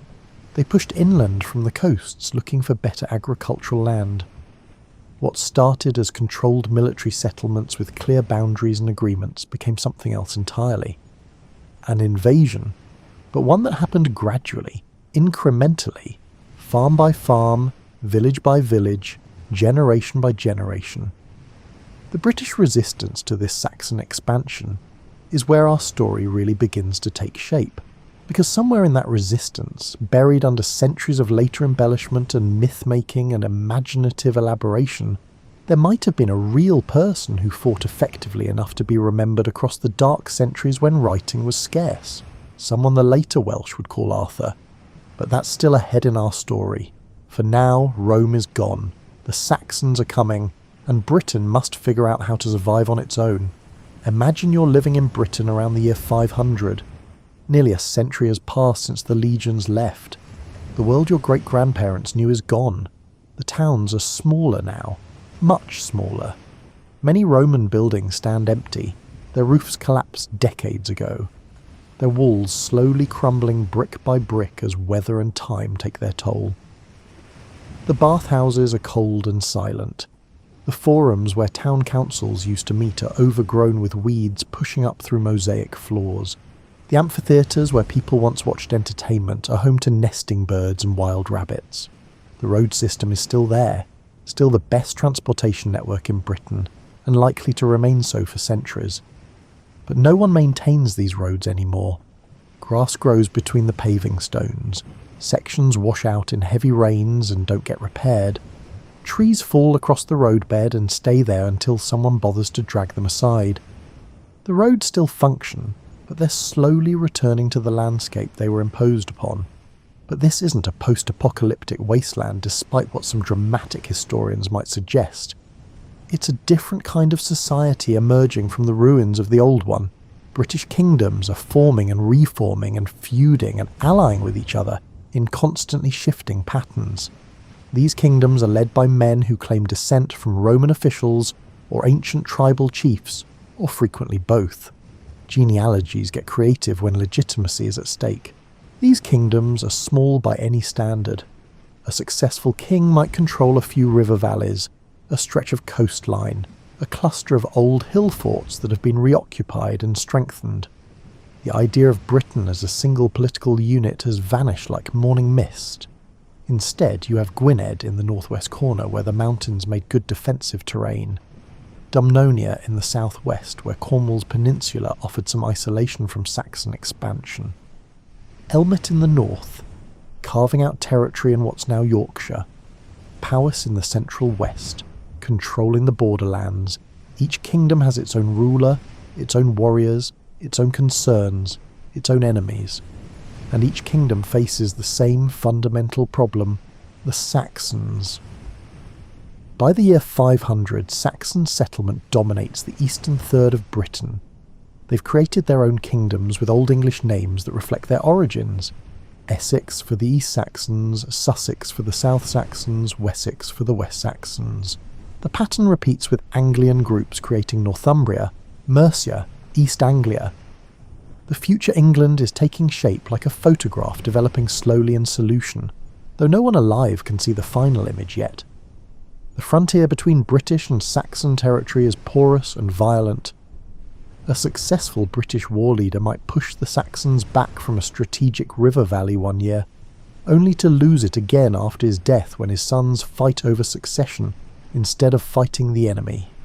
A Saxon king might advance westward into good farming land, then face a British counterattack that costs him everything he gained, and sometimes his life as well. Territory changes hands, villages get burned, people flee or die or bend to new masters and hope to survive. This is the world that desperately needs heroes, and heroes emerge, though details about them are maddeningly sparse given what we'd like to know. Welsh tradition remembers war leaders from this brutal period. Their names survive even when their deeds have become confused. Cunedda supposedly migrated south from what's now Scotland to northwest Wales, driving out Irish settlers who'd been raiding and occupying coastal lands. Whether Cunedda was one man or represents a whole movement of people is debated. Vortigern is remembered, though his reputation is catastrophically bad in most sources. He's blamed for inviting the Saxons to Britain in the first place. The name might mean High King, which could indicate it's a title rather than a personal name. Ambrosius Aurelianus appears in slightly better light. He organised British resistance and won victories that mattered. Ambrosius is particularly interesting because he shows up in our earliest surviving source. A British monk named Gildas wrote around the year 540. His book isn't actually a history, it's a sermon. A long, angry, thundering denunciation of British kings for their sins and failures. Gildas believes that God allowed the Saxon conquest as punishment for British wickedness. He's not interested in giving us a detailed narrative of events. He wants to call sinners to repentance. But within his sermon, Gildas does mention Ambrosius Aurelianus. He describes him as one of the last Romans, descended from people who wore the purple. That probably means his family had held imperial office. Gildas says that Ambrosius rallied the British after a period of devastating Saxon victories, that under his leadership the British began winning battles, that this back-and-forth struggle culminated in a great British victory at a place called Mons Badonicus, Mount Badon. The Battle of Badon apparently halted Saxon expansion for a generation. It was significant enough that people still talked about it decades later when Gildas was writing. It gave the British breathing space, time to recover, hope that they might yet survive. But here's the frustrating thing. Gildas doesn't tell us who commanded the British forces at Badon. He doesn't mention Arthur at all. This silence is one of the great puzzles of Arthurian studies. Our earliest source from the period knows about a crucial British victory, but doesn't connect it to the most famous British hero of legend. Several explanations are possible. Maybe Arthur wasn't important enough to mention. Maybe Arthur didn't exist at all. Maybe Gildas deliberately left him out for reasons we can't recover. Maybe Arthur was there but not in command. We simply don't know. The silence feels louder and more significant the more you think about it. In the world Gildas describes, war leaders need many skills. You must be a capable warrior in brutal personal combat, mail armour if you can afford it, spear and sword, shield and speed. But fighting ability isn't enough. You also need political skill. British kingdoms constantly feud over territory and honour. A successful leader builds alliances, convinces rivals that fighting Saxons together matters more than fighting each other. You need administrative ability too. Wars require supplies, food, weapons, intelligence. Someone must organise it all, and you must create personal loyalty. Warriors fight for their lord personally, following because you feast them, give them gifts, make them proud to serve you. The successful war leaders must have been extraordinary, charismatic, ruthless, clever, brave. They navigated a world without Rome's supporting structures. No bureaucracy, no taxation, no standardized tactics, just their abilities and their warriors' loyalty. This is the environment where Arthur might have emerged, not as king of unified Britain, which didn't exist, not as ruler of peaceful Camelot, a later invention, but as a hard man in a hard age, scarred from battle, pragmatic, leading a war band of perhaps a few hundred men, moving from hill fort to hill fort, fighting where needed most. That's the reality behind the legend, if there was any reality at all. The first time we definitely see the name Arthur connected to British resistance against the Saxons comes around the year 830. That's more than 3 centuries after the event supposedly took place. 300 years in which stories could be told and retold, in which deeds could be exaggerated and combined, in which a real person could be transformed into something larger than life, or in which a legend could be invented whole from the desires and needs of a conquered people. You're sitting in a monastery scriptorium, the only kind of place where books get copied in this period. The smell of ink and parchment fills the small room. Outside, you can hear monks chanting the daily office. Inside, careful hands are creating a manuscript called the Historia Brittonum, the history of the British. The text is attributed to a Welsh monk named Nennius, though modern scholars debate whether Nennius actually wrote it, or simply compiled it from earlier materials that no longer survive. The distinction matters less than you might think. What matters is that this is our first written connection between Arthur and the defence of Britain. The Historia Brittonum is a strange and problematic document by modern standards. It mixes what seems like genuine historical information with obvious mythology. It includes biblical genealogies alongside accounts of battles.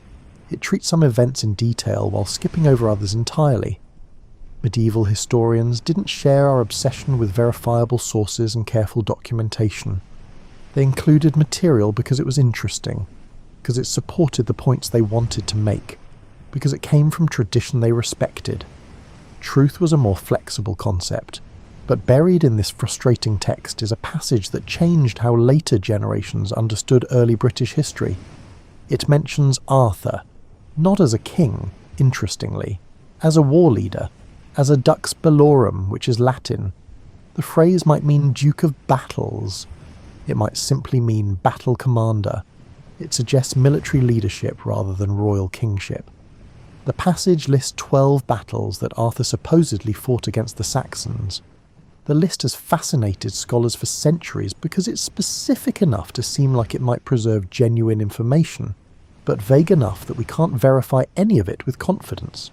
The battles are at places called Glien, Dubglas, Bassus, Cat Coit Celidon, Castello Ginion, Urbe Legionis, Tribruit, Agned, and finally the great victory at Baden, where Arthur supposedly killed 960 enemies in a single charge. That number should make alarm bells ring in your head. 960 dead by one man's hand in one attack is not history. It's propaganda or legend or poetic exaggeration. The medieval mind loved numerically tidy impossibilities. But the propaganda or legend might be wrapped around a kernel of something that actually happened. That's the hope that keeps historians searching. The battle list itself is endlessly debated because most of these place names can't be identified with any certainty. Generations of scholars have spent careers trying to locate these battlefields on maps. Some identifications are reasonably plausible. The battle at Urbe Legionis might be Chester, an old Roman city whose name literally means City of the Legion. Cat Coit Celidon could be the Caledonian Forest, which covered much of what's now southern Scotland. But many of the proposed identifications are purely speculative, guesswork based on similarity of names or wishful thinking about where Arthur might have campaigned. What the list suggests, if it has any historical basis at all, is a wide-ranging military campaign.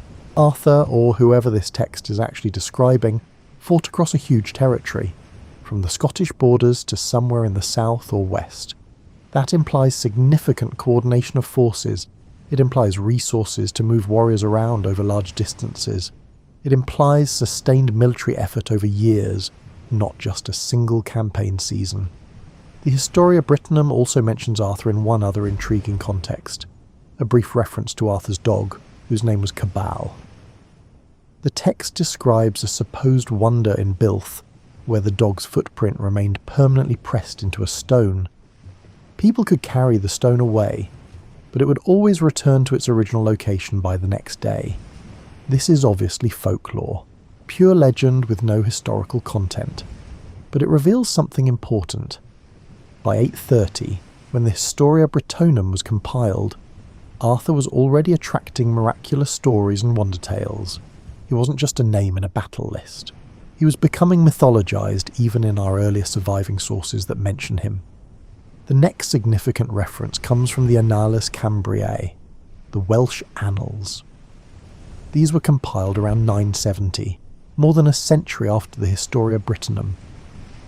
But they claim to record events from much earlier, arranged by year like a chronology of important dates.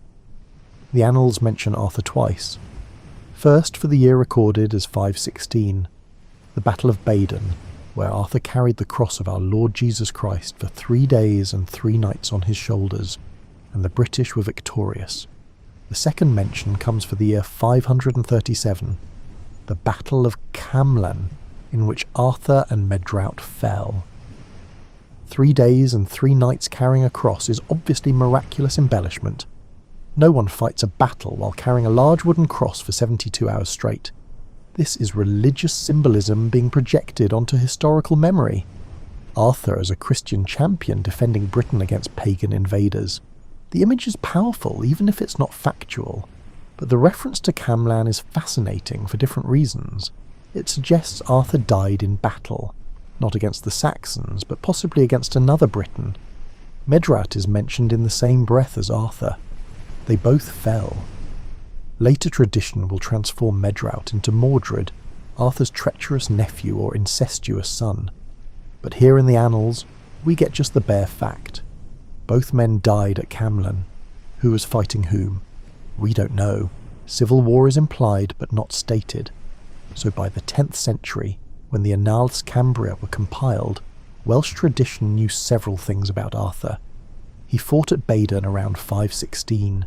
He died at Camlan around 537.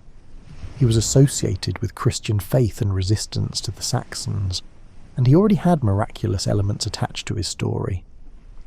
But even these sources don't give us anything like a coherent biography. We don't know where Arthur came from, who his parents were, where he was based, if he was based anywhere consistently, how he organised his forces, what weapons he preferred, what he looked like, what language he spoke primarily, though it was probably a British language ancestral to modern Welsh, what he believed about religion beyond the Christian symbolism that got attached to his memory.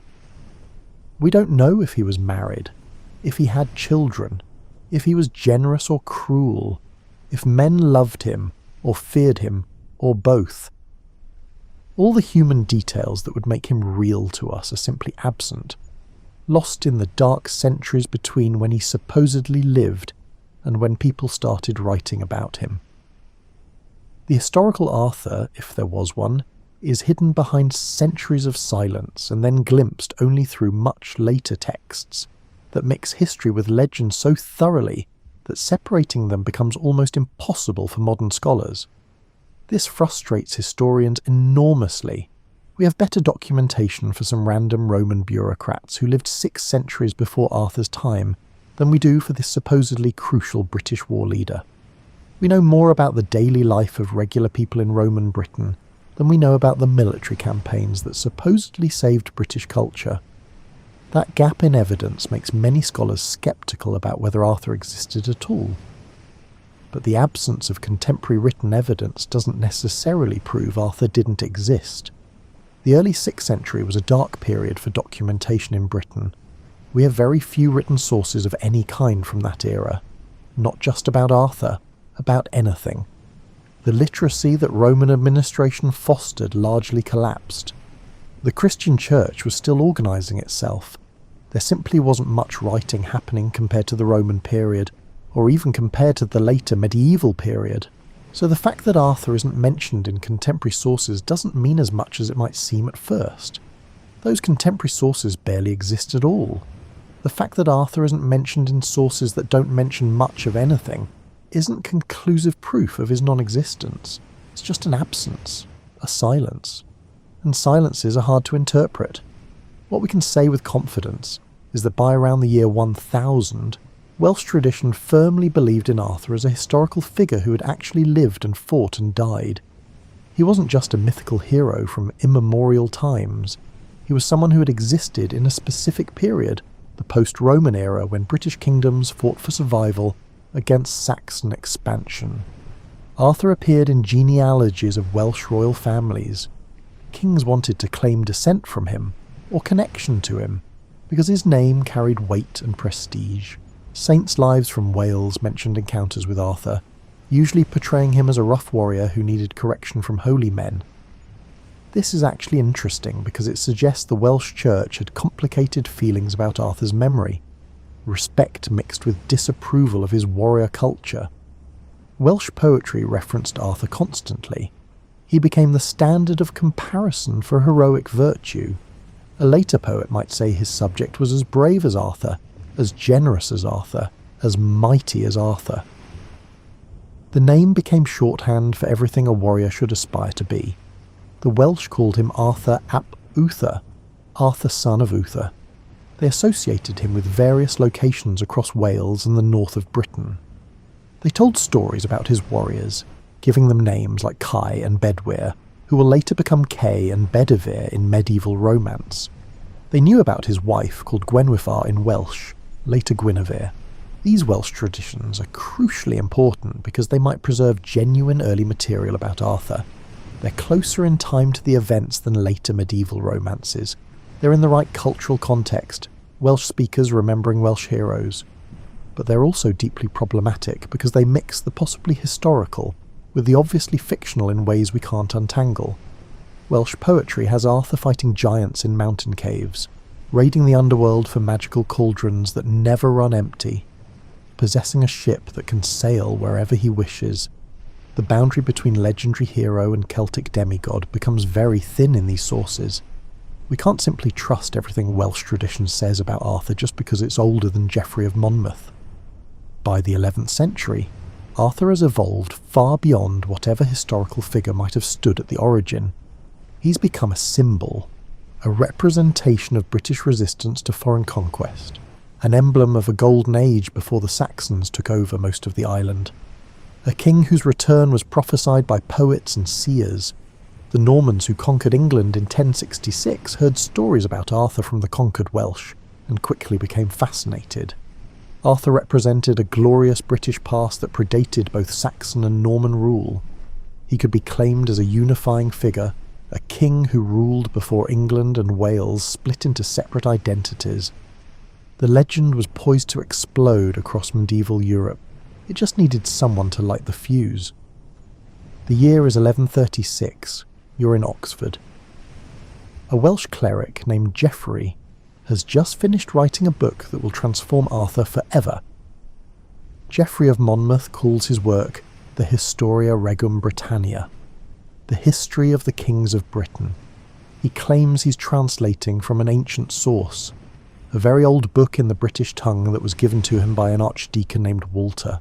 Whether this mysterious book actually existed is one of history's great unanswered questions. Most modern scholars think Geoffrey invented it as a way to give his own creative work an air of ancient authority.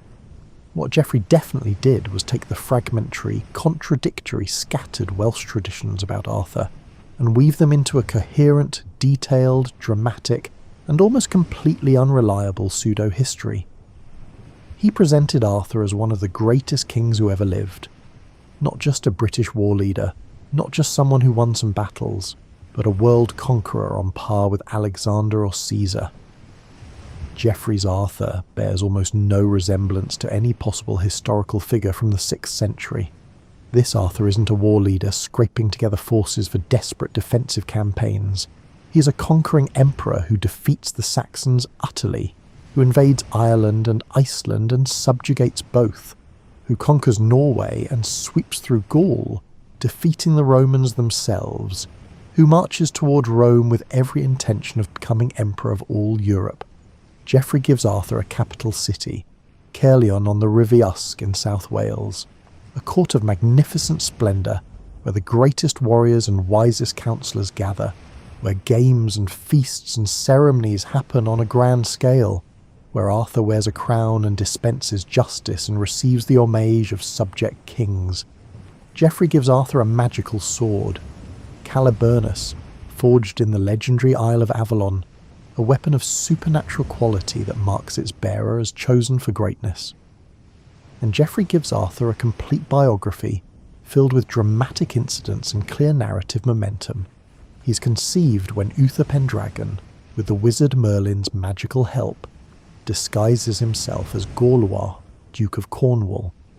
Uther sleeps with Gorlois's beautiful wife Igerna, while Gorlois himself is away being killed in battle. Arthur is born from this morally questionable deception, raised without knowing his true heritage.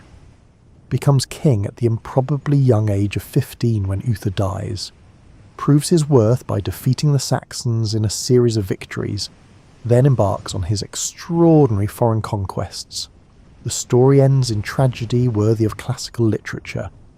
While Arthur is campaigning on the European continent, his nephew Modred seizes the throne back in Britain. Modred also takes Arthur's wife Guinevere. Whether by force or with her cooperation, Geoffrey leaves carefully ambiguous. Arthur sails back across the Channel with his army. He defeats Modred in a climactic battle at Camlan in Cornwall. Arthur kills Modred personally, but receives a mortal wound in the process. Arthur is carried away to the Isle of Avalon to have his wounds tended. Whether he actually died there, Geoffrey says with deliberate vagueness, is uncertain. The ambiguity is important. It leaves room for hope, room for prophecy, room for the idea that Arthur might someday return. This is the Arthur that medieval Europe falls completely in love with. Geoffrey's history becomes a bestseller by medieval manuscript standards. Copies multiply across Europe. It gets translated from Latin into French, into English, into Welsh, into other vernacular languages. It gets treated as serious historical fact by people who really should know better, but desperately want to believe in it. Not everyone is fooled. A contemporary historian named William of Newburgh denounces Geoffrey in the strongest possible terms. He calls Geoffrey a shameless liar, who invented ridiculous fables about Arthur and passed them off as legitimate history. William is outraged that anyone takes Geoffrey seriously. But William's scepticism, however justified, doesn't slow the spread of Geoffrey's version of events. The story is simply too good to resist. Why was Geoffrey's Arthur so wildly successful? Several overlapping reasons suggest themselves. First, the timing was perfect from a cultural perspective. The 12th century was a period of growing literacy across Western Europe. More people could read. More people wanted to read. The audience for books was expanding beyond just clergy and monks to include educated nobles and wealthy merchants. People were hungry for stories about the past. Geoffrey gave them a past that was exciting and dramatic and flattering to their pride in being British or having British connections. Second, Geoffrey's Arthur fit perfectly into emerging medieval ideals of kingship. He was a warrior king who led armies personally and won battles through courage and tactical brilliance. He expanded his realm through conquest, which was exactly what successful medieval kings tried to do. He held court with proper ceremony and grandeur. He dispensed justice and rewarded loyal service. He faced betrayal by those closest to him, which gave his story a tragic dimension that made it emotionally resonant. This was kingship as the medieval world wanted to imagine it, noble and glorious despite ending in tragedy. Third, Geoffrey's book appeared just as French culture was developing a new kind of literature. They called it romance. These were narratives about knights and ladies, adventures and love, written in vernacular French rather than scholarly Latin. The romance genre needed good material. Arthur turned out to be perfect. A legendary king with a dramatic story, a court full of potential characters, a world where adventures could happen. The French poet Chrétien de Troyes, writing in the late 12th century, took Geoffrey's Arthur and transformed him yet again. Chrétien was one of the first great romance writers. He understood that his audience wanted sophisticated entertainment, stories about love as much as warfare, moral complexity rather than simple heroism. Chrétien added the round table as a central symbol of Arthur's court. The table is round, so no knight can claim precedence over the others. All who sit there are theoretical equals despite inevitable reality of social hierarchy. This became a powerful political metaphor dressed up as furniture design. Chrétien introduced Lancelot to the legend. Lancelot doesn't appear in Geoffrey's history at all. He's Chrétien's creation, though the poet claimed to be following earlier tradition. Lancelot becomes the greatest knight of the Round Table, the most skilled in combat, the most courtly in behaviour, and tragically, the lover of Arthur's wife Guinevere. Their adulterous affair becomes the poison that eventually destroys the fellowship and brings down the kingdom. Chrétien's Arthur is less active as a protagonist than Geoffrey's conquering warrior king. Instead, Arthur presides over a court where his knights have adventures. The narrative focus shifts from Arthur himself to the knights who serve him. Lancelot, Gawain, Percival, Yvain. Each knight gets his own story, his own quest, his own moral testing. Arthur becomes almost a supporting character in his own legend, the fixed point around which everyone else revolves. The idea of Camelot as Arthur's capital appears around this period, though pinning down its exact origin is difficult. Geoffrey had placed Arthur's primary court at Caerleon. Other traditions mention different locations. Camelot might have been invented by French writers who needed a name for Arthur's legendary castle that sounded appropriately exotic and British to continental ears. The name stuck despite having no historical basis whatsoever. With Chrétien and the French romancers who followed him, the Arthurian legend becomes thoroughly medievalized. Knights wear full mail armour or increasingly plate armour as technology advanced. They joust in elaborate tournaments with formal rules. They follow detailed codes of chivalry about proper knightly behaviour. They go on quests for holy relics and enchanted objects. They serve ladies from noble families, performing brave deeds to win favour and tokens of affection. None of this has the slightest connection to 6th century Britain. These are 12th and 13th century European cultural fantasies being projected backward onto a legendary past. but they're enormously appealing fantasies that speak to medieval values and concerns. The romances spread across Europe like wildfire through dry grass. French, German, Dutch, Italian, Spanish, Portuguese. Every literate culture wants Arthur's stories. Each culture adapts the legends to fit their own tastes and concerns. The basic framework remains similar, but the details shift to accommodate local sensibilities. The Germans, through writers like Wolfram von Eschenbach, developed the Grail quest into an elaborate mystical allegory about spiritual perfection. The Grail itself, barely mentioned in earlier sources, becomes the central object of knightly aspiration and spiritual yearning. It might be the cup from the Last Supper, sanctified by Christ's blood. It might be a magical stone with mysterious properties. It might be a symbol of divine grace made manifest in the world. Medieval writers and modern scholars will argue endlessly about what the Grail represents. English writers eventually reclaim Arthur from French domination of the story.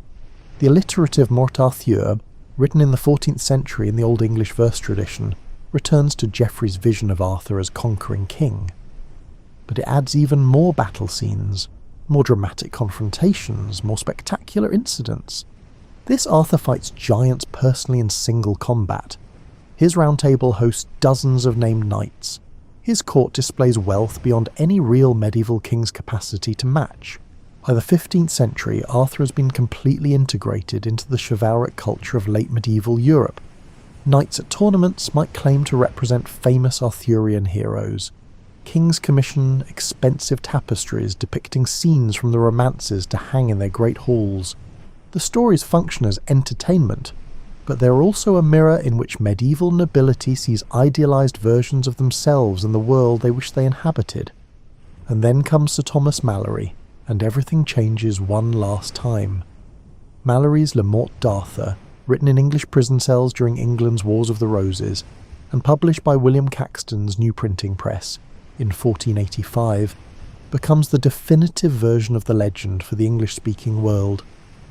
Malory takes the sprawling, contradictory mass of French and English Arthurian material, accumulated over 3 centuries, and shapes it into something comparatively coherent. His Arthur is born through Merlin's magical deception. He proves his right to kingship by drawing a sword from a stone where Merlin had magically placed it, a test that only the rightful king can pass. He marries the beautiful Guinevere despite Merlin's warnings that she will bring disaster. He establishes the Round Table as a fellowship of the greatest knights. He sends them on quests to test their virtue and prowess. He faces the slow-burning tragedy of Lancelot and Guinevere's love affair, which everyone knows about but no one can openly acknowledge without destroying the kingdom. He endures the Grail quest that scatters his knights and breaks the fellowship. He discovers that Mordred, the son born from his unknowing incest with his half-sister Morgan, will be his doom. He fights the final battle at Camlan. He receives his death wound. He's carried by mysterious women to Avalon in a boat. Malory's Arthur is noble, but deeply flawed. His kingdom achieves extraordinary heights of glory, but contains within itself the seeds of its own inevitable destruction. The adultery of Lancelot and Guinevere, the quest for the Holy Grail that takes the best knights away and kills many of them, the revelation of Mordred's true parentage. Everything leads inexorably toward Camlan and the end of the Golden Age. This is the Arthur most people still know even today. The sword in the stone, the Round Table, the pure knight Galahad, Lancelot and Guinevere's tragic love, the quest for the Holy Grail, Mordred's treachery, the final battle, the mysterious boat carrying Arthur to Avalon, the inscription on his tomb that reads, Hic jacet Arthurus, rex quondam, rexque futurus. Here lies Arthur, the once and future king. It's a magnificent story, complex and moving and full of human truth about loyalty and betrayal, love and honour, achievement and loss. It's shaped Western literature's understanding of heroic narrative for 5 centuries since Malory wrote it down. It's also almost entirely fictional from any historical perspective. But fiction can contain truths that history cannot capture. Now you're watching the legend acquire its most fantastical elements, the ones that lift it completely out of historical possibility and into the realm of pure mythology.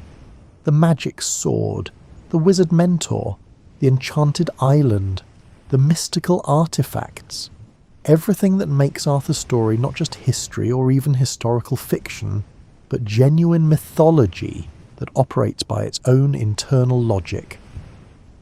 Let's start with Excalibur, because everyone knows the name of Arthur's sword even if they know nothing else about the legend. Geoffrey of Monmouth called it Caliburnus. He mentioned it briefly as a notable weapon forged in the Isle of Avalon. But Geoffrey didn't elaborate much. It was just the kind of special sword a great king should possess. No more remarkable than that. The French romancers did much more with the sword. They eventually developed two different origin stories that sometimes get confused with each other in popular retellings. In one version, Arthur proves his right to rule by pulling a sword from a stone where Merlin had magically lodged it. The sword is a test. Only the true king, the rightful heir to Britain's throne, can remove it. Every nobleman in the land tries and fails. Young Arthur, still just a squire serving his foster brother Kay, pulls it out effortlessly, almost by accident. The miracle reveals his identity and destiny. In the other version, Arthur receives his sword from the mysterious Lady of the Lake. She lives in an enchanted realm beneath the water's surface, a magical kingdom that exists parallel to the mortal world. She rises from the lake holding a magnificent sword. She gives it to Arthur as a gift, or possibly a loan. The sword is called Excalibur. The name might derive from a Latin phrase meaning cuts through steel, or it might come from the Welsh name Caladfeilch, which was what earlier Welsh tradition called Arthur's sword. The sword has various magical properties depending on which version you read. Some say it makes its wielder invincible in battle. Others claim the sword's scabbard is the truly magical item, protecting whoever wears it from bleeding no matter how severe their wounds. Arthur loses the scabbard later, stolen by his half-sister Morgan Le Fay in an act of treachery. This loss makes him vulnerable, human again, capable of being killed at Camlan. After the final battle, as Arthur lies dying, he orders one of his few surviving knights to throw Excalibur back into the lake. The knight tries to avoid this task twice. He can't bear to throw away such a magnificent weapon. He hides it and returns, claiming he's done as ordered, but Arthur knows he's lying and sends him back. Finally, the knight throws Excalibur into the water. An arm rises from the lake surface. A woman's arm, though whose exactly varies by version. The hand catches the sword, waves it 3 times, pulls it down beneath the surface. The Lady of the Lake has reclaimed her gift now that Arthur's time is ended. This is pure mythology, not history by any measure. But it's powerful mythology that resonates with deep human concerns. The sword from the stone represents the idea that legitimate authority reveals itself through tests that cannot be faked. True leadership isn't about force or cunning. It manifests as ability that others simply don't possess. The sword from the lake suggests that power is a gift that comes with responsibilities. It must be wielded justly. It must be returned when the time comes. You don't get to keep it forever just because you once deserved it. Then there's Merlin, the wizard who looms over Arthur's early life and then vanishes just when his guidance might matter most. Merlin's origins are Welsh. He appears in early poetry as Myrddin, a prophet who went mad after battle and lived in the forest making prophecies. Geoffrey of Monmouth transformed him into Arthur's advisor. Geoffrey wrote 2 works about Merlin. In one, Merlin appears as a boy who reveals why King Vortigern's fortress keeps collapsing. 2 dragons fight beneath the foundation, one red for the British, one white for the Saxons. Merlin prophesies the future in cryptic verses. The French romancers expanded his role and gave him detailed backstory. He's the son of a demon and a virtuous woman. He has magical powers but a human soul. He builds Stonehenge. He creates the Round Table. He enchants the sword in the stone. He guides Arthur's victories. Then Merlin falls in love with a woman whose name varies. Nimue, Vivian, sometimes Morgan. usually one of the ladies of the lake. He teaches her his magic. She uses it to trap him in a cave or tree or tower of air. He cannot escape, but can sometimes still be heard making prophecies. Merlin's fate is peculiar and symbolically rich. He's not killed in battle like a warrior. He's not murdered by an enemy. He's undone by his own choice to love and to share his knowledge. It's as if the story understands that pure magic has no place in the increasingly complex human world that's developing. The age of simple supernatural intervention must end for the more complicated age of human moral choices to begin. The magical elements multiply and elaborate as the romances develop. Morgan Le Fay, Arthur's half-sister, transforms from a benevolent healer in earlier sources to an ambiguous figure who might help or harm, depending on her mood and purposes. She learns magic from Merlin. She creates trouble at Arthur's court. She steals Excalibur's protective scabbard and gives it to her lover, hoping to get Arthur killed in battle. She reveals Lancelot and Guinevere's adultery to Arthur, forcing him to acknowledge what he'd been willfully ignoring. Yet she's also one of the women who takes Arthur to Avalon after Camlan, promising to heal his wounds. Avalon itself grows more detailed and mysterious in the romances. Geoffrey of Monmouth called it Insula Avalonis, the Isle of Apples, a place where magical swords are forged and wounded kings might be healed. Welsh tradition had long spoken of mystical islands in the Western Ocean, where the dead went or where time moved differently than in the mortal world. Some later medieval writers identified Avalon with Glastonbury in Somerset, a real location where an important monastery stood. In 1191, the monks of Glastonbury made a spectacular claim. They'd discovered Arthur's tomb buried deep in their graveyard. They'd found a lead cross with a Latin inscription identifying the grave as Arthur's, calling Glastonbury the ancient Isle of Avalon. The discovery was almost certainly a fraud. The monastery needed money for rebuilding after a fire. Claiming to possess Arthur's grave would attract pilgrims and donations. But the fraudulent discovery shows how the legendary and the supposedly real became deliberately entangled for practical purposes. The Holy Grail enters the Arthurian stories through Chrétien de Troyes in the late 12th century, though he didn't call it holy. His Percival, the story of the Grail, introduced a mysterious object, a dish or bowl or cup seen at a strange castle. Chrétien died before finishing the poem.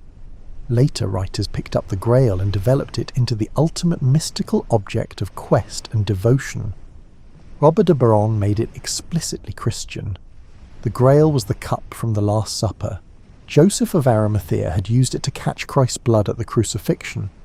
The Grail possessed miraculous powers. It could feed people spiritual nourishment. It could heal wounds. Seeing it required spiritual purity and worthiness. The Grail quest becomes the defining adventure of Arthur's court and the beginning of its end. Arthur's knights scatter across the land seeking the Grail. Most fail and never return. Some die in the attempt. A very few achieve temporary glimpses.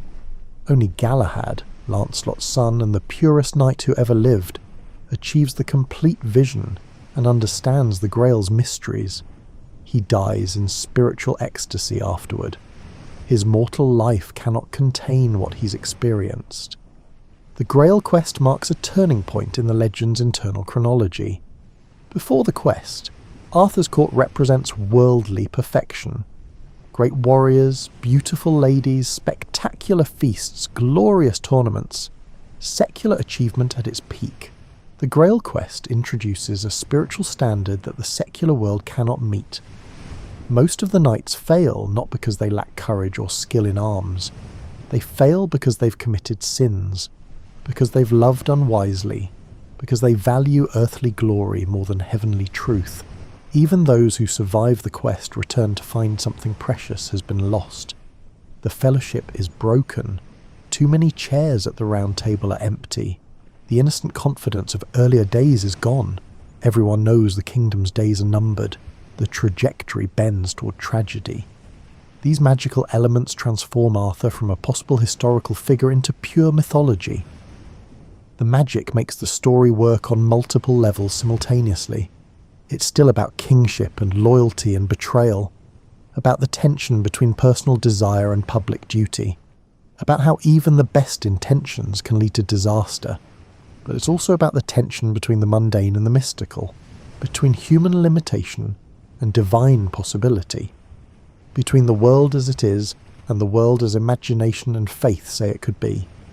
The 6th century war leader, if he existed, fought with iron spears and wooden shields and tactical cunning. He won or lost based on training and morale and logistics and luck. He lived and died as men do, subject to time and age and violence. The medieval Arthur fights with an enchanted sword given by otherworldly powers. He's guided by a wizard born of demon and saint. He seeks holy relics that embody divine grace. He faces enemies both human and supernatural. His story operates by mythological logic where symbols matter as much as events. The historical distance between these two figures is immeasurably vast. One might have existed. One certainly did not, at least not in the form the stories describe. But the magical Arthur is the one people remember and love and return to across centuries. The wizard, the sword, the Grail, Avalon, the promise of return. These are the elements that make the story immortal. These are what transform a possible war leader into a legend that transcends the merely historical and enters the permanent realm of human imagination. Now comes the difficult question, the one that historians have argued about for generations and likely will continue arguing about for generations more. Was any of it real? You're standing in a modern university library, surrounded by shelves holding hundreds of books about Arthur. Some argue with fierce passion for his historical existence. Others dismiss him as complete legend with equally strong conviction. Most scholarly works take carefully hedged positions somewhere in between. The debate has been ongoing for well over a century in its modern form. It shows no signs of reaching any consensus that would satisfy everyone involved. Let's be ruthlessly honest about what we actually know, setting aside everything from Geoffrey of Monmouth onward as obvious invention. We know that Roman Britain ended around 410 when the legions withdrew and central imperial authority collapsed. We know that Saxon settlement and expansion happened over the following centuries through a complex process of migration, military conquest, and cultural transformation. We know that British kingdoms resisted this Saxon expansion, with varying degrees of success for varying lengths of time depending on geography and local circumstances. We know that by the 10th century, when our earliest surviving Welsh historical sources were being compiled, Welsh tradition confidently remembered a war leader named Arthur, who fought at a place called Baden and died at a place called Camlan. That's not much to build a biography on. That's barely enough to argue for Arthur's existence at all by the standards of evidence historians normally require. The sceptical position is straightforward. We have no contemporary evidence for Arthur. No Roman or early Saxon source mentions him. The first Welsh sources naming him date from 830 and 970, centuries after he supposedly lived. The Battle of Baden might be historical, but we don't know who commanded there. Arthur could be a later invention, a legendary hero created to embody British resistance. This scepticism is reasonable. By normal historical standards, Arthur doesn't make the cut. The evidence is thin, late, and mixed with obvious fiction. But dismissing Arthur entirely has problems too. First, the absence of contemporary evidence isn't surprising. We have almost no written sources from 6th century Britain about anything. The whole period from 400 to 600 is poorly documented. Literacy collapsed with Roman administration. We can't use absence of evidence as proof when the evidentiary base is nearly empty. Second, Welsh traditions show characteristics suggesting genuine oral tradition rather than invention. The geographical connections are specific. Arthur is associated with real places in Wales and the north, Gelligaia, Caerleon, the Edinburgh region. Not the fictional Camelot that romance writers created. Third, the name Arthur itself derives from the Roman name Artorius. This wasn't common in Welsh. Its appearance in 6th century context suggests a real Romano-British person who achieved something notable. Fourth, British resistance to Saxons was real, and sometimes successful. Badon happened and resulted in British victory that halted Saxon expansion for a generation. Someone commanded that victory. Someone achieved something significant enough to be remembered. The moderate position held by many historians is that Arthur might have been a real war leader, whose genuine accomplishments were later exaggerated and mythologized beyond recognition. The historical Arthur, if he existed, was probably nothing like the medieval Arthur. No Camelot, no Round Table, no mystical quests or divine weapons. Just a capable military commander operating in a violent period. This hypothetical historical Arthur might have been a Romano-British noble who maintained some elements of Roman military organisation and tactical thinking. He might have used cavalry effectively against Saxon infantry, which would give him a significant tactical advantage. The 12 battles listed in the Historia Brittonum might preserve a distorted memory of a wide-ranging campaign. The victory at Badon might have been his greatest achievement, the high point of his career. After his death, possibly at Camlan in what might have been a civil war between British factions rather than a battle against Saxons, his reputation grew. His victories got remembered and retold and gradually exaggerated. He became the hero who had held back the Saxon tide, if only temporarily.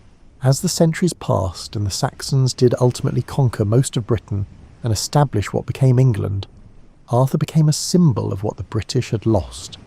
The last great British king, the once and future king who would return when his people needed him most desperately. This moderate position fits the fragmentary evidence we have reasonably well.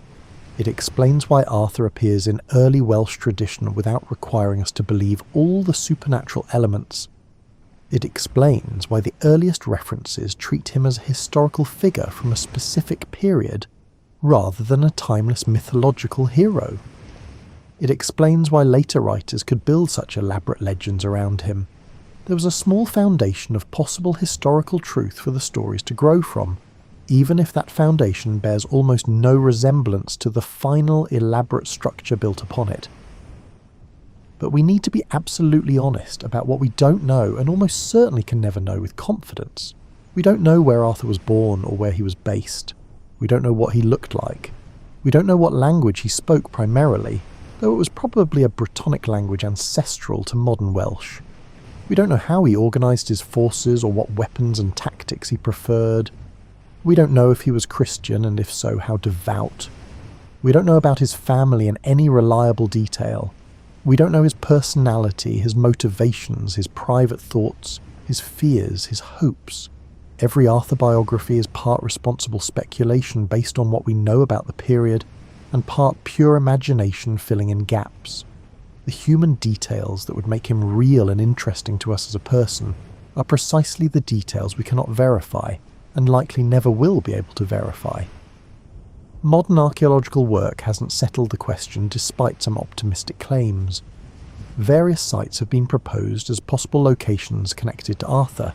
Cadbury Castle in Somerset, where excavations in the 1960s revealed that the old Iron Age hill fort had been substantially refortified and reoccupied in the late 5th or early 6th century. That's exactly the right period for Arthur. The site is impressive, but archaeology can demonstrate that a site was occupied, and even that significant resources were invested in fortifying it. Archaeology cannot tell us who occupied it, or whether any occupant bore the name Arthur. Tintagel in Cornwall is another site associated with Arthur in later legend. Archaeological work there has found evidence of high-status occupation in the Arthurian period. Imported pottery from the Mediterranean, suggesting wealth and trade connections. Buildings that indicate someone important was based there. But again, impressive as the findings are, they don't prove Arthur was there. They just show that Tintagel was an important place in the right period. Genetic evidence from modern populations doesn't help either. DNA studies of British and English populations show exactly the pattern you'd expect from Saxon migration, mixing with earlier British populations. But genetics can't tell us about specific historical individuals or particular battles. It operates at the population level over long timescales. It can't point to Arthur. So where does this extensive and rather inconclusive discussion leave us? If you demand proof that meets rigorous modern historical standards, Arthur doesn't exist. The evidence is insufficient. Period. You should dismiss him as legend and focus your historical attention on things we can actually verify. If you're willing to accept that a real person might lie somewhere behind later legendary accretions, then Arthur might have existed. A Romano-British war leader, effective and lucky enough to be remembered, whose real achievements were later embroidered far beyond recognition. The honest answer that fits the evidence best is simply this: we don't know. We probably never will know with certainty. Arthur exists in an ambiguous space between history and myth, between what we can prove and what we want to believe. That liminal space is uncomfortable for historians who prefer clear conclusions, but it's where Arthur lives most naturally, because Arthur represents something larger than historical facts about battles and dates.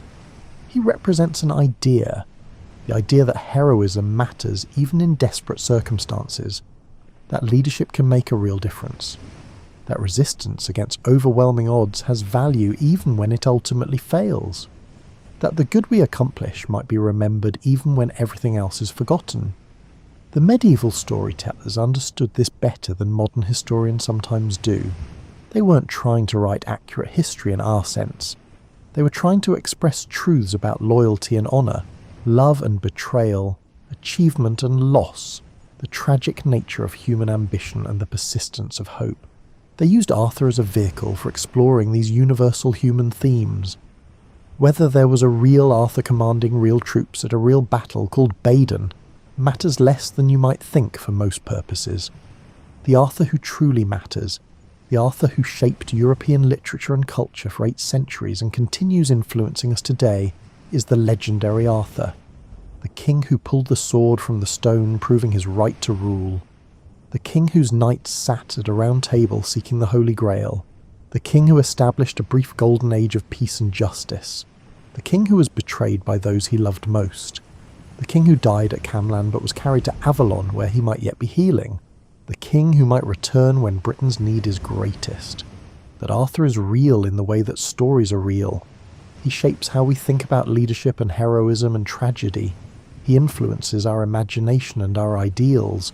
He gives us a framework for understanding human nobility and human failure in the same person. The historical Arthur, the possible war leader from the poorly documented darkness of the 6th century, is lost to us. Too much time, too little evidence, too many layers of legend obscuring whatever truth might lie at the core. The legendary Arthur is immortal, and maybe that's what matters most. You've travelled through 15 centuries tonight, from the departure of Roman legions to medieval romance, from the possible reality of desperate military campaigns to the definite unreality of mystical quests and magical swords, from sparse references in Welsh chronicles to the elaborate imaginative constructions of Camelot and the Grail. Arthur's story teaches us something profound about how legends grow and why they persist. They don't spring fully formed from nothing like mushrooms after rain. They accrete slowly, layer upon layer, each generation adding new elements while preserving fragments of older traditions. They adapt to new cultures and new concerns. They become whatever each age needs them to be. The Romano-British of the 6th century, if they had an Arthur at all, needed a war leader who could organise scattered resistance to Saxon invasion. The Welsh of later centuries needed a symbol of their lost independence and a prophecy of eventual return. The medieval French needed an idealised king who embodied emerging chivalric values. The English needed to reclaim their greatest legend from the French.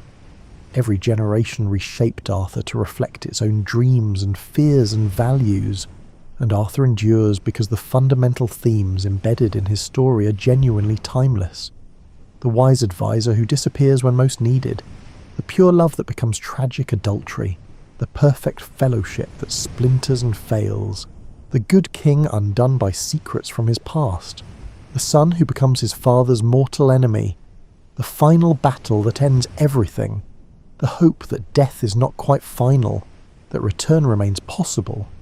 These are patterns of human tragedy that every culture recognizes, even if the specific details vary. They're dressed in medieval costume in the Arthurian stories, with castles and knights and courtly customs, but they speak to something deeper and more universal than any specific historical period or cultural context. Modern authors continue retelling Arthur in countless variations. They set him in space or the far future, or alternate histories where magic works by different rules. They make Arthur a woman or a time traveller or a corporate CEO, leading a business empire. They deconstruct the legend, reimagine it, subvert it, celebrate it, mock it, honour it. The story proves endlessly adaptable precisely because its core concerns are so fundamental to human experience. Historians will continue debating whether Arthur was real. New archaeological discoveries might strengthen the case for a historical basis, or might undermine it further. Old texts might be reinterpreted using new methods. New analytical techniques might reveal patterns in the sources that previous scholars missed. The academic debate will go on. But regardless of what historians eventually conclude, if they ever reach consensus at all, Arthur will survive. Not as history, but as story. Not as verifiable fact, but as truth of a different kind. The truth of human aspiration meeting human limitation. The truth that heroism is possible even in the darkest times. The truth that what we build can be beautiful even when we know it cannot last. As you drift towards sleep now, you can let the many layers of Arthur's story settle in your mind like sediment, slowly forming into solid stone. The possible war leader fighting impossible odds with limited resources and scarce hope. The legendary king holding court in a castle that never existed in a golden age that never was. The symbol of human excellence and human failure intertwined. The promise of return that might never be fulfilled. All of it is real in the only way that ultimately matters. Real in the imagination. Real in the stories we tell ourselves and our children about who we could be and what we might achieve if we had the courage to try. The once and future king sleeps in Avalon, waiting for the call to return that might never come. And while he sleeps, we tell his story, adding our own interpretations and concerns to the legend, ensuring that whatever historical truth might lie somewhere at the distant core remains alive in the one place it can truly survive across the centuries, in the telling itself, in the endless creative reimagining that each generation performs, in the universal human need for stories about heroes who try despite knowing they might fail, who build despite knowing time will tear down what they create, who love despite knowing love brings pain as well as joy. Sleep well, with knights and quests and magical swords dancing through your dreams, with the knowledge that some stories are too powerful to die, too meaningful to be reduced to simple questions of historical fact or fiction.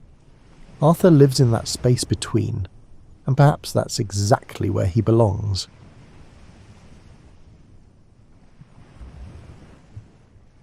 Close your eyes and imagine a time before forks existed, before napkins, before anyone ever told you to keep your elbows off the table. We're going back roughly 300,000 years to when your ancient ancestors were just trying to figure out this whole being human thing, and table manners ranked somewhere below avoid being eaten by large cats on their list of concerns. Picture early humans gathered around a fire as the sun sets, casting orange light across the landscape. There's no table, obviously. That innovation is still tens of thousands of years away. Instead, people crouch or sit on the ground, probably on whatever flat rock seemed most comfortable that day. The meal is simple. Perhaps some roasted meat from the day's hunt. Maybe roots or berries gathered from the surrounding area, all eaten with the original utensils, your hands. There's a certain poetry to this simplicity. No one worried about which fork to use because forks didn't exist. No one stressed about proper posture because there were no chairs to slouch in. The biggest etiquette concern was probably making sure everyone got their fair share, which is actually a form of table manners when you think about it, just the most fundamental kind. The fire crackles softly. Someone tears off a piece of meat and passes it along.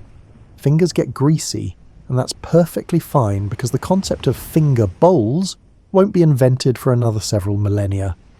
When you're done eating, you might wipe your hands on grass or simply lick them clean. The evening air is cool and bellies are full, and that's really all that matters. As thousands of years drift by like lazy clouds, humans start developing small rituals around eating. Not rules exactly, but patterns. Maybe the eldest person eats first. Maybe certain foods are shared while others are claimed individually. These aren't written guidelines, writing hasn't been invented yet, but they're the seeds of what will eventually become table manners. The rhythm of communal eating develops its own gentle cadence. There's something deeply soothing about eating together, sharing food prepared over the same fire. You can almost hear the soft sounds of prehistoric meals, the crackle of flames, the murmur of voices in early languages we'd never recognize, and the simple satisfaction of full stomachs and warm companionship. In caves across Europe, Africa and Asia, similar scenes play out night after night. The details vary. Different foods, different landscapes, different faces around different fires. But the essence remains constant. Humans eating together, developing the first social bonds that would eventually lead to civilization. Table manners, in their most primitive form, are really just the codification of respect and sharing. There's no stress in these ancient meals. No wondering if you're using the right spoon, or whether your napkin should go on your left or right. Just the simple act of eating, together, as darkness settles in around the fire's warm glow. Let that simplicity wash over you like a warm bath. Now we're going to fast forward, and you can feel time flowing like honey, slow and sweet, to around 3000 BCE, when civilizations in Mesopotamia and Egypt started getting fancy with their eating arrangements. This is where things start getting interesting in a wonderfully drowsy sort of way. The Sumerians, those clever people who invented writing and the wheel and beer, truly humanity's greatest hits, also began developing the first real dining customs. Imagine a wealthy Sumerian household where low tables appear for the first time.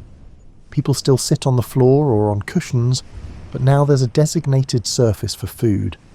It's a small change that makes a big difference, like the first time someone decided beds were better than sleeping on bare ground. In these early Mesopotamian homes, bread served as both food and plate. You'd tear off a piece of flatbread and use it to scoop up stews, vegetables and meats. When you finished eating, you could eat your plate. It's brilliantly efficient and remarkably tidy. No dishes to wash afterward. The warm bread in your hands, slightly oily from whatever it had scooped, still radiating gentle heat from the oven.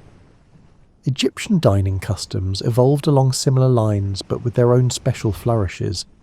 The wealthy Egyptians loved a good feast, and they developed elaborate protocols around these meals.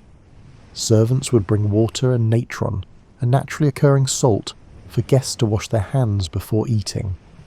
It's the first recorded instance of pre-meal hand washing, which means somewhere around 2500 BCE, someone decided clean hands made for better dining. Picture yourself at an Egyptian banquet. The room is cool despite the desert heat outside thanks to thick mud brick walls. Palm fronds wave gently overhead, creating shifting patterns of shadow and light. You're seated on a low stool, and before you is a small table laden with food. Roasted duck, fresh figs, bread still warm from the oven, and beer in a clay vessel that stays surprisingly cool. A servant approaches with a bowl of water and a clean cloth. You dip your fingers in the water. It's been infused with flower petals, and it smells faintly of lotus blossoms. The cloth is soft linen, woven so finely it feels like a whisper against your skin. This is civilization's way of saying, before we eat together, let's be clean together. It's a small gesture that carries enormous meaning.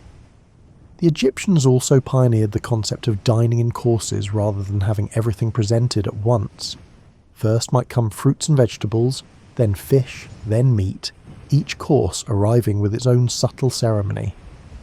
There's a rhythm to this kind of eating, a gentle progression that mirrors the flow of the Nile itself, steady, predictable, soothing. In ancient China, Around the same period, entirely different dining customs were emerging. The Chinese developed the use of chopsticks around 1200 BCE, and with them came a whole philosophy of eating. Chopsticks required patience, precision, and practice. They slowed down the eating process, which the Chinese sages believed was healthier for digestion and better for social interaction. Confucius, that wise teacher whose thoughts would influence Asian culture for millennia, had strong opinions about dining. He believed that the way you ate revealed your character. Food should be cut into small, manageable pieces in the kitchen, never at the table, where knives might suggest violence. Meals should be eaten slowly, with attention to flavours and textures. Conversation should be gentle and thoughtful. Can you feel how these ancient practices were already moving toward mindfulness?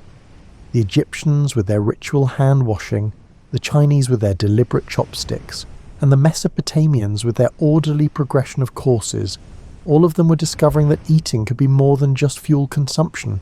It could be meditation, ceremony, or art. In ancient Greece, symposiums became the height of civilized dining. Men would recline on couches, yes, lying down while eating. The Greeks really knew how to relax and enjoy course after course of food while discussing philosophy, poetry, and politics. Wine was mixed with water in special vessels called craters, and there were specific protocols for how much water to add depending on the seriousness of the discussion.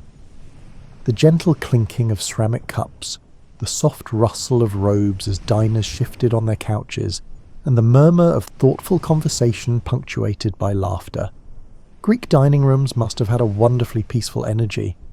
Even the occasional heated debate would eventually smooth out into philosophical contemplation as the evening wore on and the wine-to-water ratio shifted. Romans, never ones to be outdone by Greeks, took the concept of elaborate dining and expanded it to almost absurd levels. A wealthy Roman dinner party, called a convivium, could last for hours, featuring dozens of courses, entertainment between dishes, and social rituals that made modern etiquette look simple by comparison. But here's what's lovely about Roman dining customs. Despite all the elaborate protocols, the underlying goal was comfort and pleasure.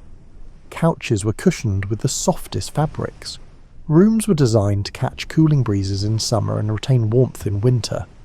Servants moved silently, ensuring guests never had to reach for anything. The entire experience was engineered to help diners relax completely. Imagine reclining on one of those Roman dining couches, propped up on your left elbow as was customary, leaving your right hand free for eating. The cushions beneath you are stuffed with wool and covered in linen that's been washed so many times it feels like silk. The room smells of olive oil, herbs, and the faint smokiness of the kitchen fires. Someone is playing a lyre in the corner, very softly, just loud enough to fill the silence between conversations. These ancient civilizations were discovering something profound, that how we eat together shapes who we become together. Table manners weren't just arbitrary rules, they were frameworks for connection, opportunities for artistry, and pathways to peace. As you drift deeper into relaxation, let that understanding settle over you like a warm, gentle blanket. We're moving forward now through time like a slow river, arriving in medieval Europe around 1000 CE. This is when table manners started becoming truly codified, written down in manuscripts that nobles would study with the same seriousness we might apply to learning a new language.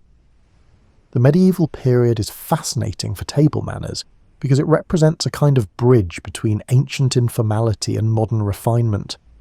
Castles and manor houses had great halls where dozens or even hundreds of people might eat together, creating a need for clear social rules about how to behave when you're sharing a trestle table with everyone from knights to kitchen staff. Picture a great hall on a winter evening. Torches and candles provide flickering light that makes shadows dance on stone walls. The fire in the central hearth crackles and pops, sending occasional sparks upward. Long wooden tables run the length of the hall, and people are beginning to gather for the evening meal. The air smells of wood smoke, roasting meat, and the musty scent of the rushes scattered on the floor. You're seated on a wooden bench, Chairs with backs are still mostly reserved for the very important people at the high table. Before you is a trencher, which is a thick slice of stale bread that serves as your plate. It's going to soak up juices and gravies from your meal, and by the end of dinner, it will be thoroughly saturated and delicious. Sometimes trenchers were given to the poor after meals, other times they were eaten by the diners themselves. Waste not, want not. Medieval table manners were spelled out in texts with wonderfully specific instructions. One 13th century guide advised, "Do not touch your ears or nose with your bare hands while eating."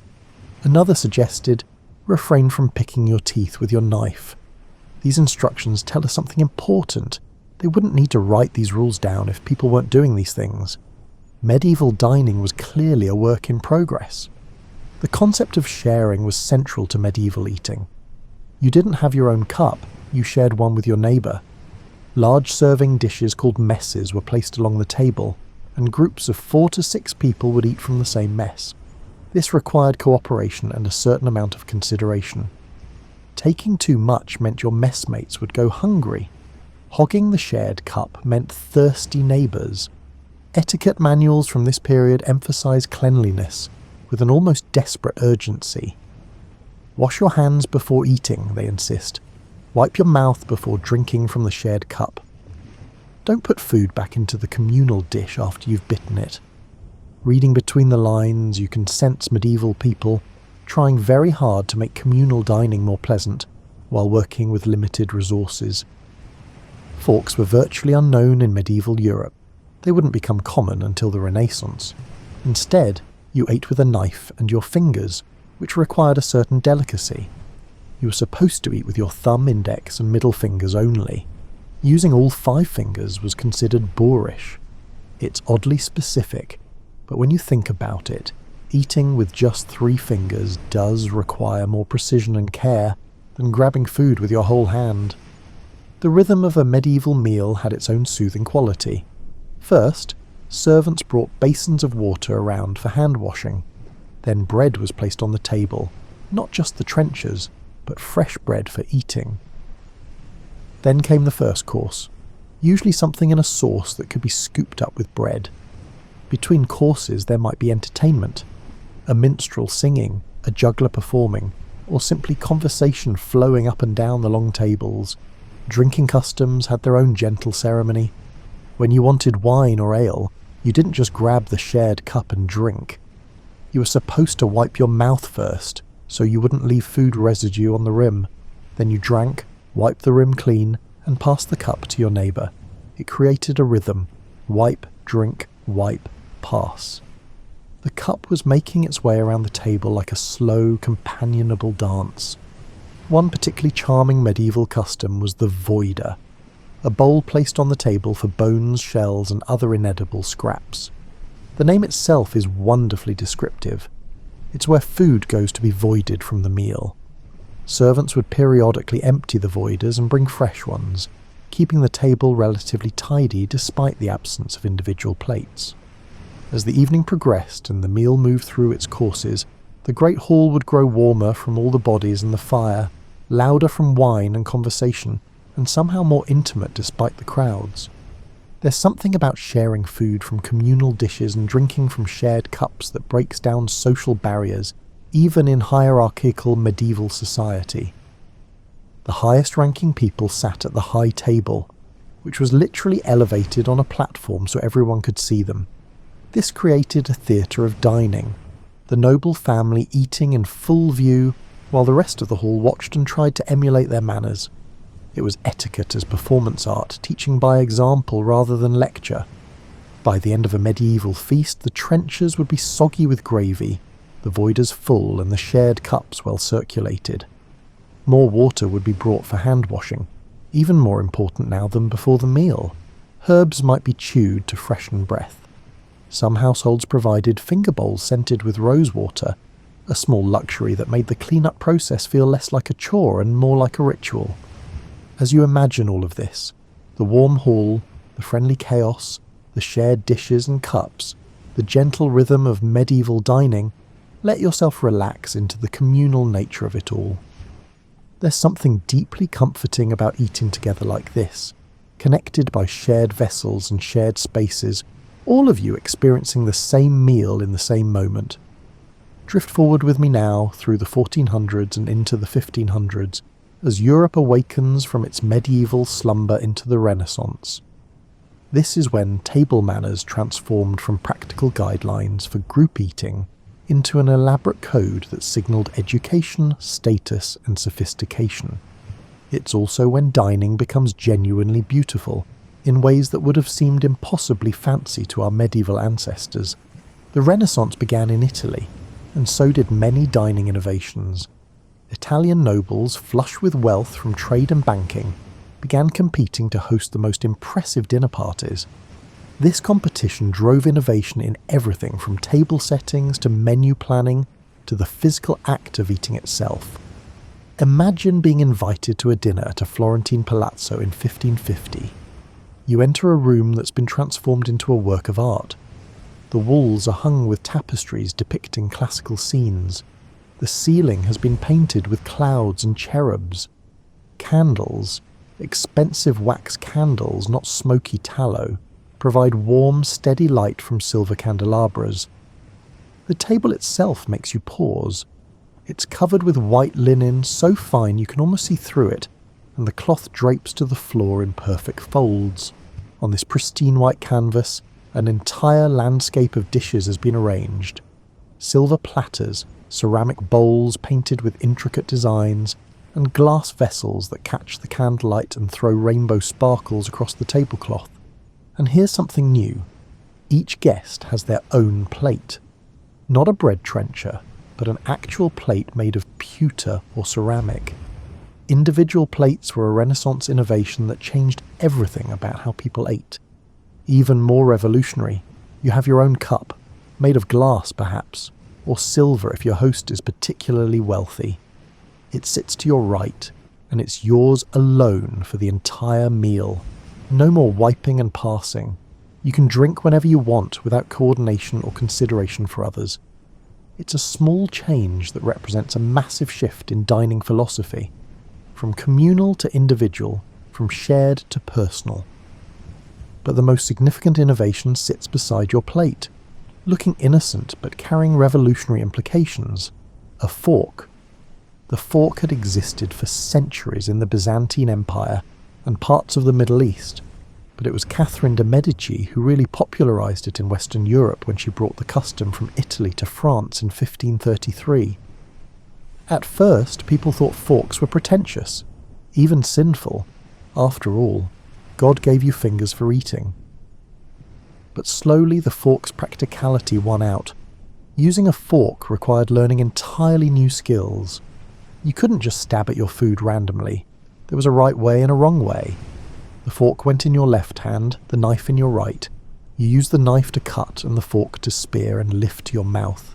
It was a kind of dance, a coordination of both hands working together. Mastering it marked you as educated and refined. Italian etiquette manuals from this period are wonderfully detailed. They explain not just what to do, but why. Don't blow on your food to cool it. Wait patiently for it to cool naturally. Don't make noise when you eat. Chew quietly and deliberately. Don't gesture wildly with your hands while talking. Keep your movements controlled and graceful. Every action should demonstrate restraint, patience, and consideration. The Renaissance obsession with classical antiquity extended to dining. Wealthy hosts tried to recreate Roman banquets with similar reclining couches and elaborate courses. But they also added new elements, printed menus describing each course, decorative sculptures made of sugar or marzipan, and even mechanical devices that moved dishes around the table. Dining became theatre, spectacle, and art. Picture yourself at one of these elaborate Renaissance dinners. The first course arrives, a delicate soup served in painted bowls. You notice everyone picking up the bowl carefully, bringing it to their lips to sip rather than slurping from a spoon. The warmth of the soup, the subtle flavours of herbs and cream, the gentle clink of ceramic against the table, it's all very refined, very controlled. Between courses, servants appear with water and cloths for hand washing, Even though you're using utensils and theoretically not getting your hands dirty, it's become more ritual than necessity, a pause in the meal that allows for conversation and digestion. The water is scented, perhaps with lavender or lemon, and the cloths are warmed. Even the practical aspects of dining have become luxurious. The French court took Italian refinement and elevated it further. Under Louis XIV, dining at Versailles became so elaborate that it required guidebooks. The Sun King dined in public like a medieval lord, but with such ceremony that watching him eat was considered entertainment. There were officials whose only job was to carry the king's napkin, others who tasted his food, and still others who managed the progression of courses. French etiquette introduced the concept of service à la française, French service, where all the dishes for each course were placed on the table simultaneously, creating an impressive display. You didn't simply eat. You surveyed the options, made choices, and constructed your own meal from the available dishes. It required both decision-making and restraint. You couldn't try everything without appearing greedy. Napkins evolved during this period into something approaching what we use today. Renaissance napkins were large squares of linen, often embroidered with family crests or decorative patterns. They had multiple uses: wiping your fingers and a mouth, protecting your clothing, and even being tied around your neck like a bib for particularly saucy dishes. Some etiquette manuals suggested elaborate napkin folds that could take servants hours to perfect. The seating arrangement at Renaissance dinners followed strict protocols. The most important guests sat to the host's right, the second most important to their left, and so on down the table in descending order of rank.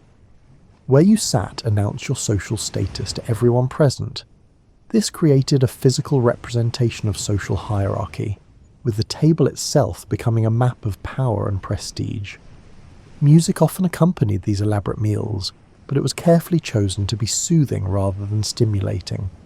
Soft lute music, perhaps, or a small ensemble playing gentle madrigals. The music filled the spaces between conversation without overwhelming it, like a sonic tablecloth underneath the sounds of dining. Even the music was refined, controlled, and perfectly pitched to enhance rather than dominate. As you imagine yourself in this Renaissance dining room, the candlelight, the music, the careful choreography of utensils and courses, notice how much more deliberate everything has become. Medieval dining was communal and energetic. Renaissance dining is individual and contemplative.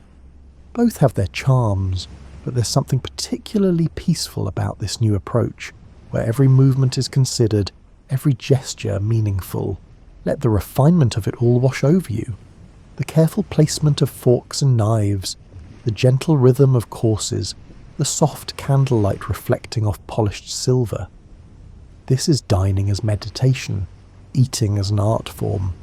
Close your eyes and breathe in the lavender-scented water from the finger bowl, feel the smooth linen of the napkin, and hear the quiet clink of silver against ceramic.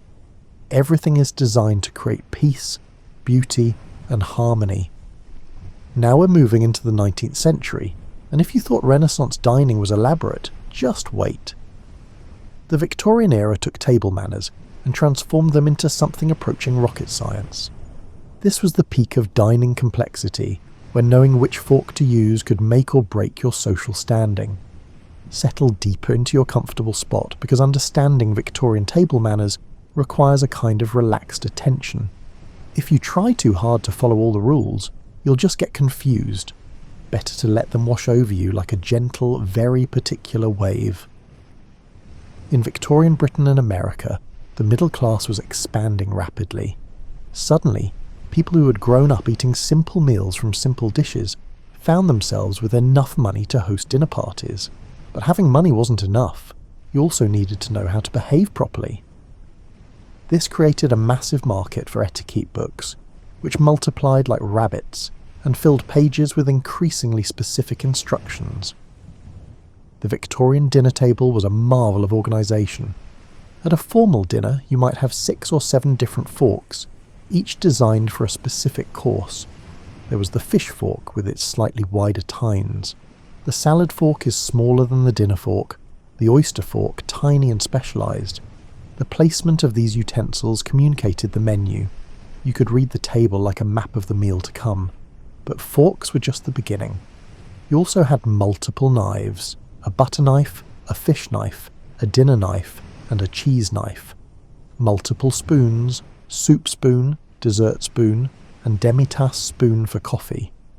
Multiple glasses, water goblet, red wine glass, white wine glass, sherry glass, and champagne flute. A fully set Victorian table could have 20 pieces of silverware and glassware per person. The rule for using all these utensils was actually quite simple, though memorising what went where was complex. Start from the outside and work your way in. The outermost fork was for the first course, the next one in for the second course, and so on. This meant you didn't need to know what each utensil was called, you just needed to know the sequence. Picture yourself at a Victorian dinner party. You're wearing formal clothing that's slightly uncomfortable, corsets for women, tight collars for men. The dining room is elaborately decorated with heavy curtains, ornate furniture, and multiple layers of table linens. The table itself is a landscape of china, crystal, and silver, all gleaming in the light from a chandelier overhead. The meal begins with soup served by gloved servants who move silently around the table. You pick up your soup spoon, the largest spoon at your place setting, and here's where it gets specific. You're supposed to spoon soup away from you, not toward you. This prevents drips from falling on your clothing. You sip from the side of the spoon, not the tip. You never, ever blow on the soup to cool it, no matter how hot it is. When you've finished your soup, you place the spoon on the plate beneath the bowl, handle pointing to the 4 o'clock position. This signals to the servants that you're done and they can clear your place. Every position of the utensils communicated something. Resting position meant you were pausing, and finished position meant they could clear. Between each course, servants would change not just the plates but also the utensils. What you'd eaten fish with would be replaced with fresh implements for the next course. This created a rhythm to the meal. Eat, pause while the table is cleared and reset, eat the next course, pause again. The pauses were for conversation, which was as choreographed as the eating. Victorian conversation rules were elaborate. You were supposed to talk to the person on your right during some courses and the person on your left during others. Topics were carefully circumscribed, nothing too political, religious or personal. The weather was safe, recent books were acceptable, garden design was perfect. The goal was pleasant, uncontroversial conversation that helped digestion rather than hindering it. Napkin use had evolved into an art form. When you sat down, you unfolded your napkin and placed it across your lap. Never tucked into your collar like a bib. You used it to dab your mouth, not wipe vigorously. If you needed to leave the table temporarily, you placed the napkin on your chair.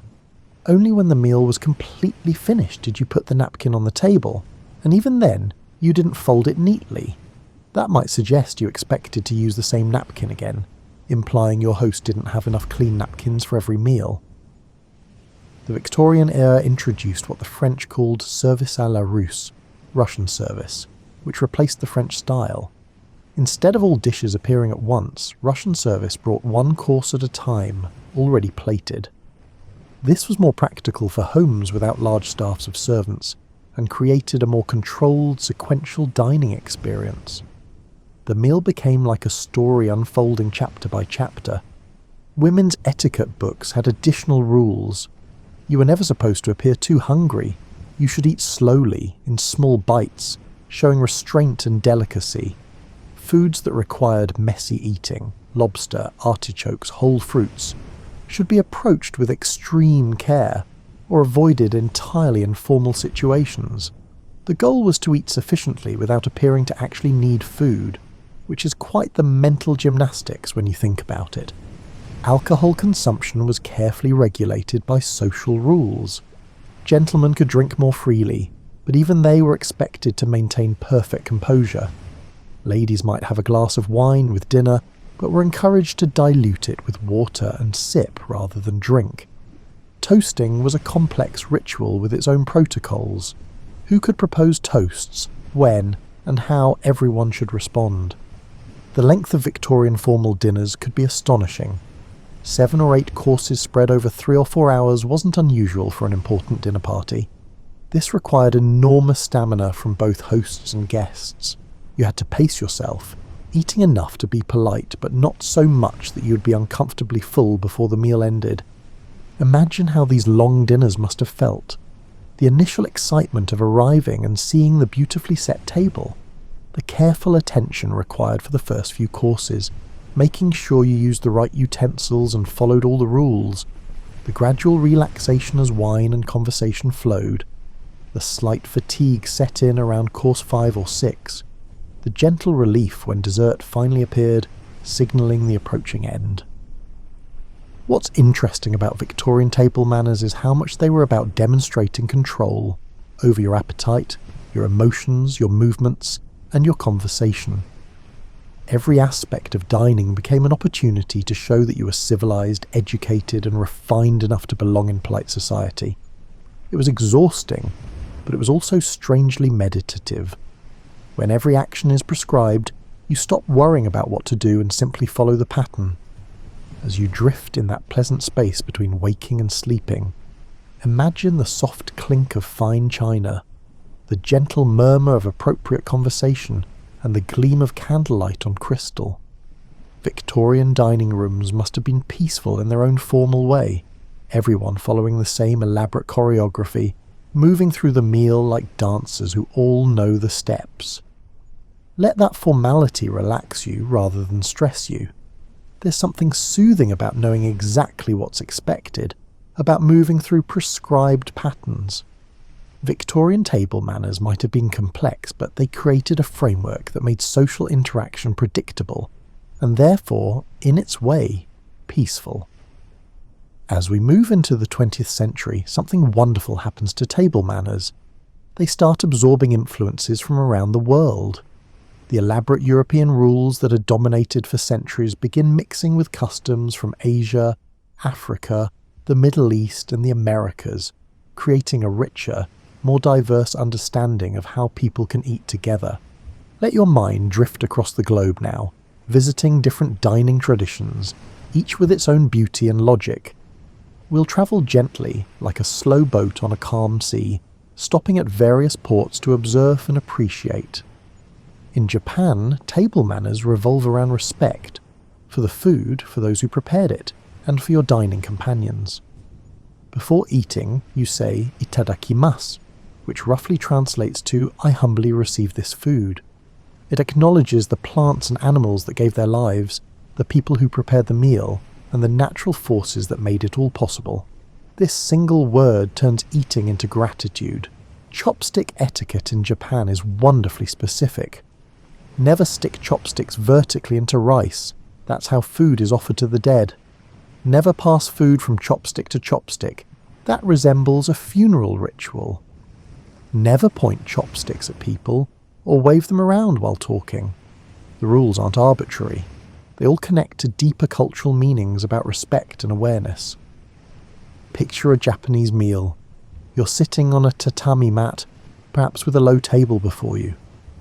Multiple small dishes are arranged beautifully, each one a miniature work of art.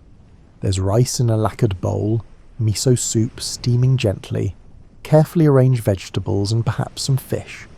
You pick up your chopsticks, hold them correctly, which takes practice, and begin eating slowly, appreciating each flavour separately. The pace of a traditional Japanese meal is beautifully meditative. Small portions mean you eat slowly. The variety of dishes means you're constantly experiencing new flavours and textures. Slurping noodles is not just acceptable but encouraged. It cools the noodles and enhances the flavour. The sound of slurping noodles in a Japanese restaurant is the sound of appreciation, pleasure, and enjoyment.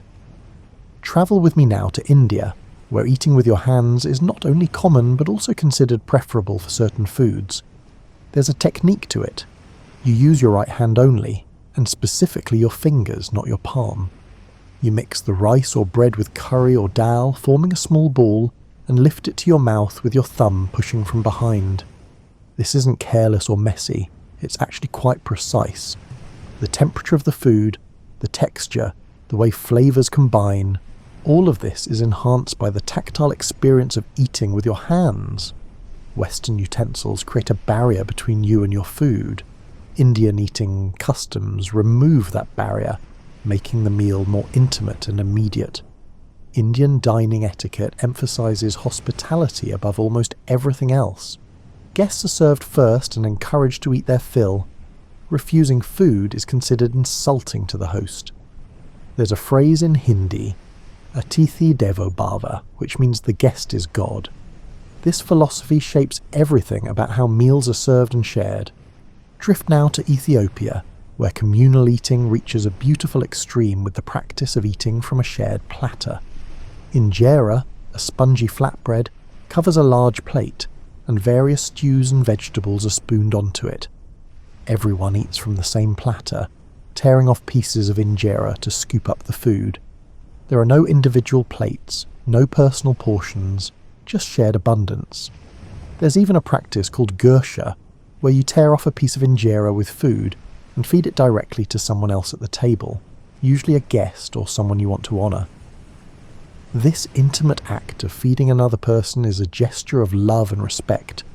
It breaks down barriers between people more effectively than any formal etiquette rule could. In the Middle East, hospitality and generosity define dining customs.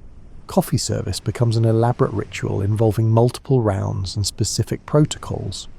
Meals often begin with mezze, small dishes of appetizers that encourage lingering tasting and conversation. The pace is unhurried.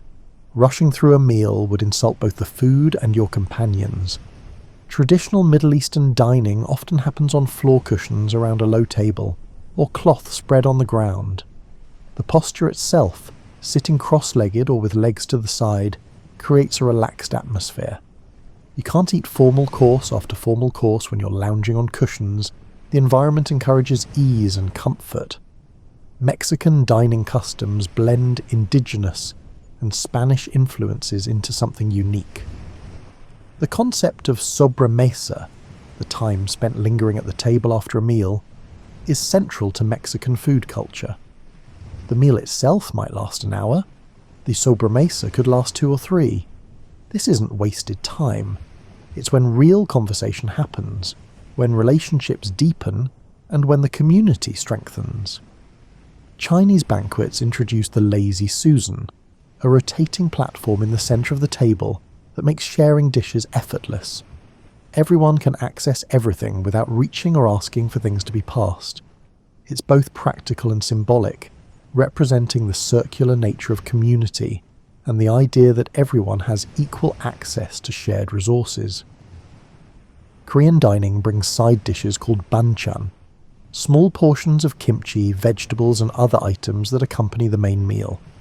These are communal and replenished throughout the meal. The number of banchan reflects the formality of the occasion. More banchan means more honour to the guests. It's a quantifiable demonstration of respect and care. What's beautiful about experiencing all these different traditions is realising that table manners aren't about arbitrary European rules. They're about creating frameworks for connection, respect, and community. Japanese chopstick etiquette, Indian hand-eating techniques, Ethiopian communal platters, and Middle Eastern hospitality, they're all saying the same thing in different languages. Eating together matters, and how we do it shapes who we become together. The 20th century saw these traditions increasingly interact as travel became easier, and immigration brought new communities to new places. A child growing up in London might experience chopsticks at a Chinese restaurant, eat with their hands at an Indian friend's house, and use a knife and fork at home. This mixing created people who were fluent in multiple dining languages and able to move comfortably between different food cultures. What emerges from this global exchange is a kind of meta-etiquette, the understanding that different situations call for different manners, and that being polite means adapting to the customs of your hosts rather than insisting on your own habits. If you're invited to a Japanese home, you remove your shoes and sit on the floor. If you're eating Ethiopian food, you share from the communal platter. Flexibility becomes the highest form of good manners. This also means that the rigid Victorian rules start loosening. Yes, there are still formal dinners with specific protocols, but they're increasingly seen as one option among many rather than the only correct way to eat. A casual meal with friends might involve pizza eaten with hands straight from the box. A business lunch might be salad at a desk. A celebration dinner might be an elaborate multi-course affair. Each context has its appropriate customs, and navigating them successfully requires awareness rather than memorization. As you imagine yourself moving between these different dining cultures, the tatami mats of Japan, the cushioned floor of a Moroccan home, the communal table of an Ethiopian restaurant, the formal dining room of a European-style dinner party, feel how each environment invites a different kind of presence. Some are meditative and precise, others are warm and communal, and still others are formal and structured. All of them are valid. All of them have something to teach. The blending of global influences also brings new foods to new places, and with those foods come new challenges for table manners. How do you eat sushi politely? Is it okay to use your hands for tacos? What's the proper way to approach po? With its complicated combination of noodles, broth, herbs, and condiments. These questions don't have single answers. They depend on context, company, and cultural sensitivity. What's delightful is watching how different cultures handle the same practical problems in different ways. Everybody needs to clean their hands before and after eating. The Japanese use oshibori, hot, damp towels. Middle Eastern cultures offer rosewater in beautiful bowls. Europeans provide finger bowls with lemon. Americans might just gesture toward the bathroom. Same need, different elegant solutions. Similarly, every culture has developed ways to show respect for food and those who prepared it. Saying grace before meals, offering the first portion to elders, complimenting the cook, and leaving a small amount on your plate to show you've been well fed. These customs vary in detail but unite in purpose. They all acknowledge that eating is more than just a biological necessity. It's a spiritual and social act. Let yourself relax into this beautiful diversity. There's no single right way to eat, no universal code of table manners that applies everywhere. Instead, there's a rich tapestry of customs, each reflecting the values, environment, and history of the people who practice them. Understanding this can be liberating. You don't need to know every rule, just the willingness to observe, adapt, and show respect. As we drift into the 21st century, your time, the present moment, table manners find themselves in an interesting position. The elaborate Victorian rules still exist in certain contexts, but they're no longer the default assumption for every meal.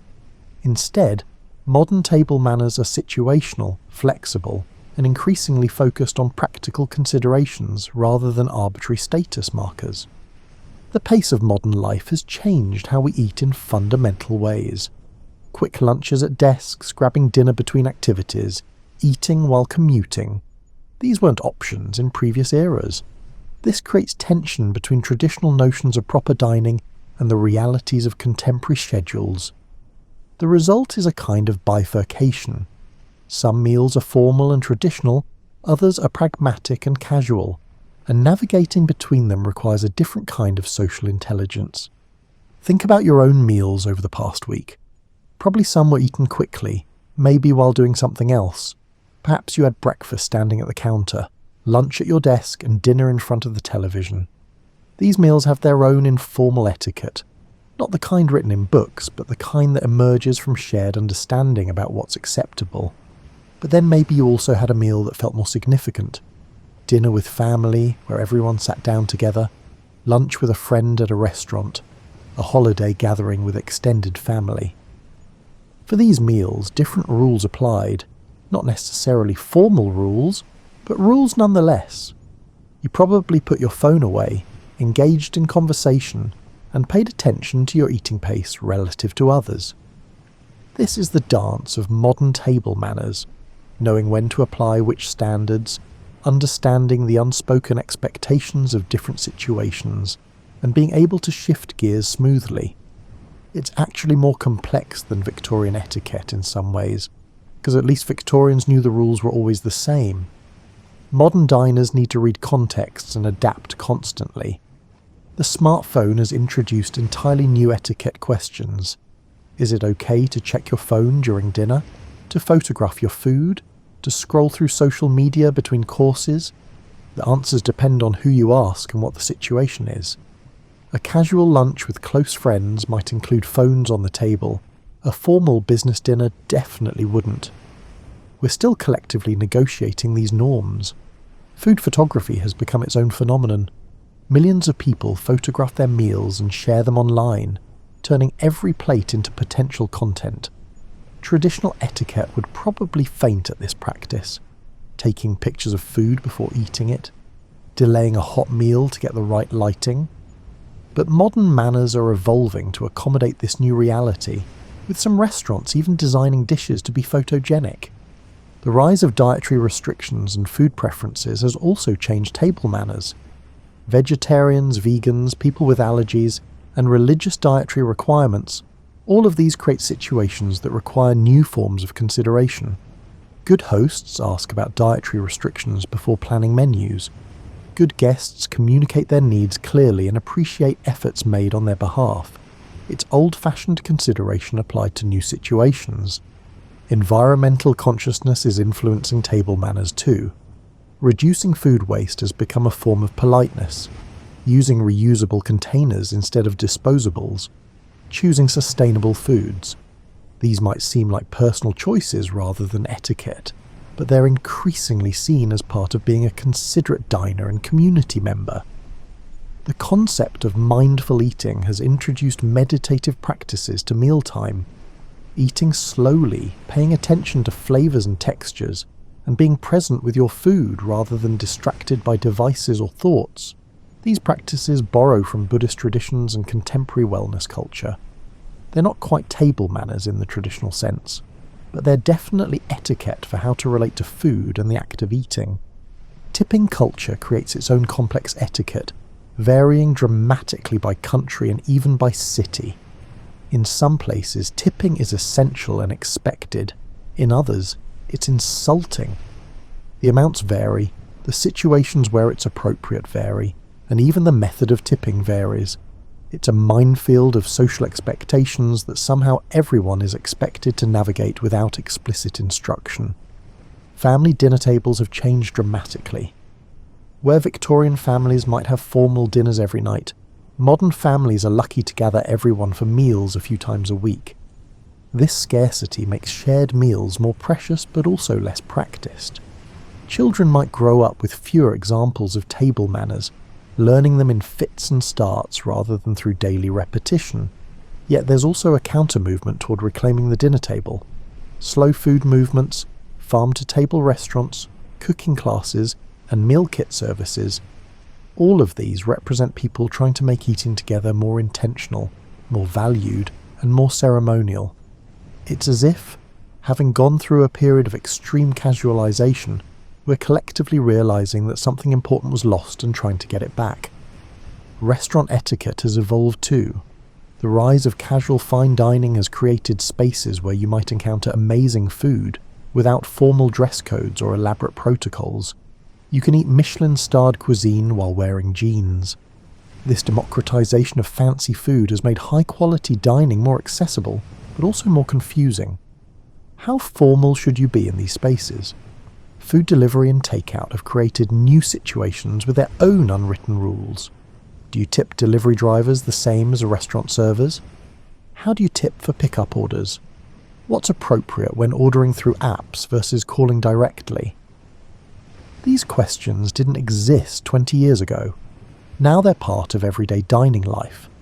The pandemic added another layer of complexity, introducing concepts like outdoor dining, takeout cocktails, and virtual dinner parties. Some of these innovations will probably fade, others might become permanent parts of how we share meals. Table manners are adapting in real time, and we're all participating in creating the new norms. What's interesting about modern table manners is that they're more democratic than they've ever been. Victorian etiquette was explicitly about class distinction. Knowing the rules marked you as upper class. Not knowing them marked you as an outsider. Modern etiquette is more about context and consideration.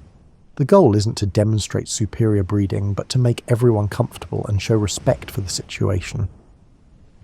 This shift reflects broader social changes. We're less hierarchical than Victorians, more global than medieval Europeans, and more diverse than Renaissance Italians. Our table manners need to accommodate all of that complexity while still serving the fundamental purpose of making shared meals pleasant and meaningful. As you think about your own relationship to table manners, notice how much unconscious knowledge you actually have. You probably know when to use formal manners and when to relax. You likely adapt your behaviour based on who you're eating with and where you're eating. You've internalized thousands of small rules without ever explicitly learning them. This is how etiquette has always worked, really. The written rules are just the tip of the iceberg.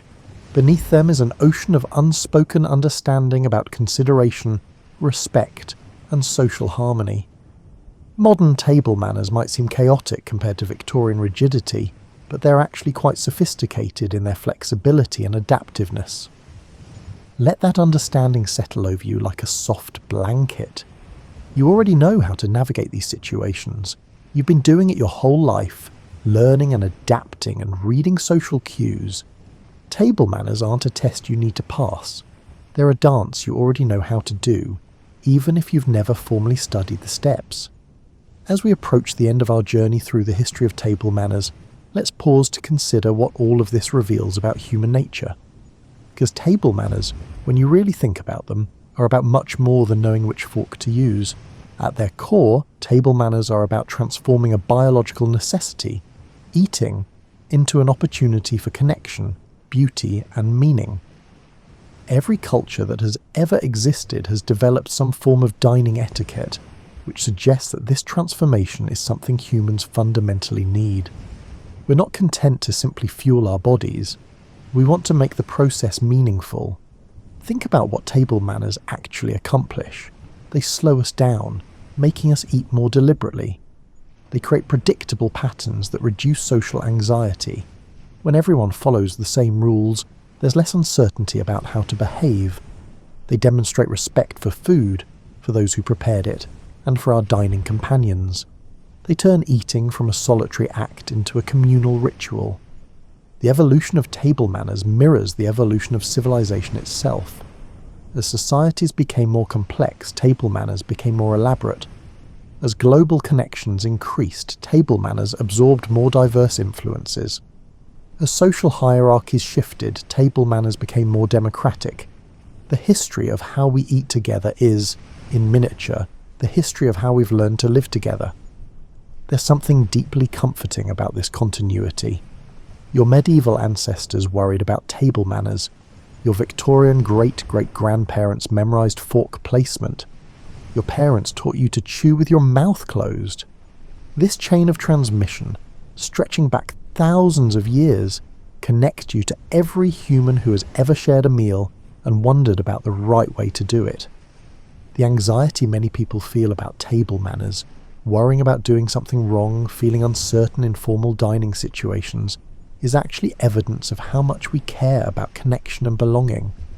We worry because we want to show respect, because we want to be included, and because we recognize that how we behave at the table signals something important about who we are. But here's the beautiful secret that becomes clear when you study table manners across cultures and centuries. The specific rules matter much less than the spirit behind them. Victorian silver arrangements and Japanese chopstick protocols look completely different, but they're both expressing the same values: respect, consideration, mindfulness, and community. You can follow every rule perfectly and still be a terrible dinner companion if you lack those underlying values. This means that good table manners are ultimately about awareness of the food, of your fellow diners, of the context, and of your own behaviour. Whether you're using a fork or chopsticks or your hands doesn't matter as much as whether you're being thoughtful, considerate, and present. The most important table manner, the one that transcends all cultural variations and historical changes, might simply be this: pay attention. Pay attention to what you're eating. savouring flavours rather than mindlessly consuming. Pay attention to who you're eating with, engaging with them rather than being distracted. Pay attention to the moment, recognising that this meal, like all meals, is temporary and therefore precious. When you think about it this way, table manners become a form of meditation. The careful placement of utensils, the deliberate pace of eating, and the mindful conversation, all of these create a structured opportunity to be fully present. In a world that constantly demands our attention and fragments our focus, mealtimes offer a rare chance to be completely here, now, engaged with the physical and social reality immediately in front of us. This is perhaps why so many spiritual traditions include ritual meals. The Jewish Sabbath dinner, Christian communion, Islamic iftar, and Buddhist monks' meals. All of these use food and communal eating as vehicles for something transcendent. Table manners, at their best, point toward this same transcendence. They elevate the ordinary act of eating into something sacred. Even casual modern meals can carry this quality if we let them. That quick lunch with a colleague becomes an opportunity to strengthen a relationship. That family dinner, even if everyone's slightly distracted and someone's checking their phone, still creates a moment of togetherness. That solo meal, if eaten mindfully, becomes a practice of self-care and presence. The future of table manners is still being written. Will we return to more formal dining as a reaction against modern casualness? Will new technologies create entirely new eating situations that require new etiquette? Will global integration create a universal set of table manners, or will we maintain our beautiful diversity of customs? Probably all of these things will happen in different ways, in different places for different people. Table manners will continue to evolve because they've always evolved, adapting to new circumstances while maintaining their fundamental purpose, making the act of eating together more meaningful, more pleasant, and more human. As you lie there in comfort, full of new knowledge about how humans have tried to make eating civilized across the millennia, let yourself appreciate the simple fact that you're part of this long tradition. Every meal you share with others, whether formal or casual, whether you follow every rule or make it up as you go, connects you to every human who has ever broken bread with another person. Your table manners, whatever they are part of an ongoing human conversation about how we should live together. And that conversation, that continuous attempt to transform biological necessity into social art, is one of the things that makes us most human. Let's end where we began, imagining a meal, but now with all the accumulated wisdom of human history informing our vision. Picture the perfect meal, combining everything we've learned. It takes place at a table, maybe high, maybe low, maybe not a table at all, but a cloth spread on the ground. The setting is comfortable, whether that means formal chairs or floor cushions or something in between. The important thing is that you feel at ease, able to relax into the experience. The lighting is gentle, candles perhaps, or natural light filtering through windows, or the soft glow of a setting sun. Nothing harsh or clinical, just enough light to see the food and your companions clearly. The temperature is perfectly comfortable, not too hot or cold, with just enough air movement to feel fresh without being drafty. Before you is food that someone prepared with care. Maybe it's simple, maybe elaborate. Maybe it came from across the world, maybe from just down the road. The specifics don't matter as much as the attention that went into it. Someone thought about what would nourish and please and then made it happen. You have the right implements for eating, whatever those are for this particular meal. Fork and knife, chopsticks, a piece of flatbread, your hands. It doesn't matter, because you know how to use them and they feel natural in your grasp. The table is set appropriately for the occasion, with everything you need within easy reach. Around the table are people you care about. They might be family, friends, colleagues, or even strangers who will become friends by meal's end. Their presence makes the food taste better, the experience richer, and the moment more complete. You can see their faces clearly, hear their voices easily, and feel their presence without crowding. The meal begins with some acknowledgement, perhaps formal grace, perhaps a simple toast, perhaps just a moment of shared appreciation before the first bite. This brief pause creates a threshold, marking the transition from ordinary time to mealtime, from scattered activity to shared focus. You eat slowly enough to taste what you're eating. The flavours register fully, salt and sweet, bitter and sour, and the complex middle notes that make food interesting. Textures matter too. Crisp and soft, smooth and rough, and the way different foods play against each other in your mouth. You're not just consuming calories, you're experiencing something. The conversation flows naturally, with space for both talking and eating. No one dominates, everyone contributes. Topics range freely, but stay pleasant. This isn't the place for argument or stress, though real discussion is welcome. Laughter comes easily, along with the comfortable silences of people who don't need to fill every moment with noise. The pace is unhurried. If there are multiple courses, they arrive with enough time between them for digestion and conversation. If it's a single course, everyone eats at roughly the same speed, with no one feeling rushed or held back. Time becomes elastic, expanding to fill whatever space the meal needs. You're present, not thinking about what comes next, not dwelling on what came before, just here in this moment with this food and these people. Your phone is somewhere else, or at least silenced and ignored. The outside world can wait. Right now, there's only this table, this meal, this company. When the meal ends, and all meals must end eventually, it ends gently. There's no abrupt transition, no rushed clearing of plates. Perhaps there's coffee or tea, perhaps just a lingering at the table, extending the experience a few more precious minutes. The acknowledgement that it's ending makes the last moment sweeter. You leave the table satisfied but not overstuffed, nourished in body and spirit, and grateful for the food and the company and the time. The memory of this meal will settle into you, becoming part of the accumulated experience of all good meals you've ever had. All the moments when eating together created something larger than the sum of its parts. This perfect meal doesn't require perfect manners in the Victorian sense. It doesn't need elaborate settings or expensive ingredients or impeccable protocol. What it needs is attention, consideration, and presence.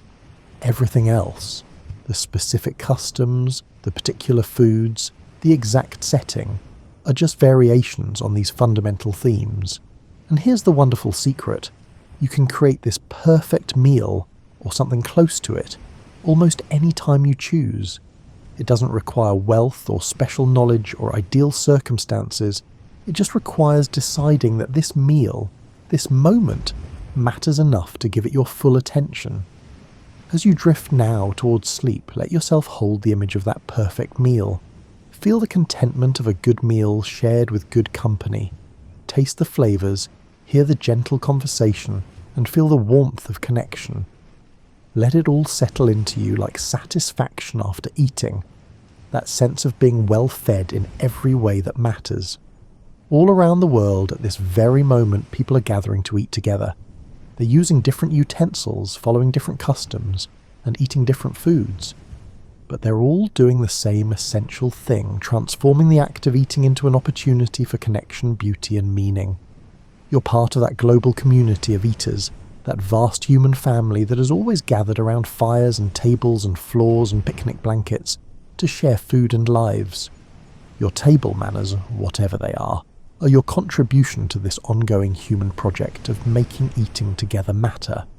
Sleep well, knowing that tomorrow there will be more meals, more opportunities to practice presence and consideration, and more chances to turn the simple act of eating into something approaching art.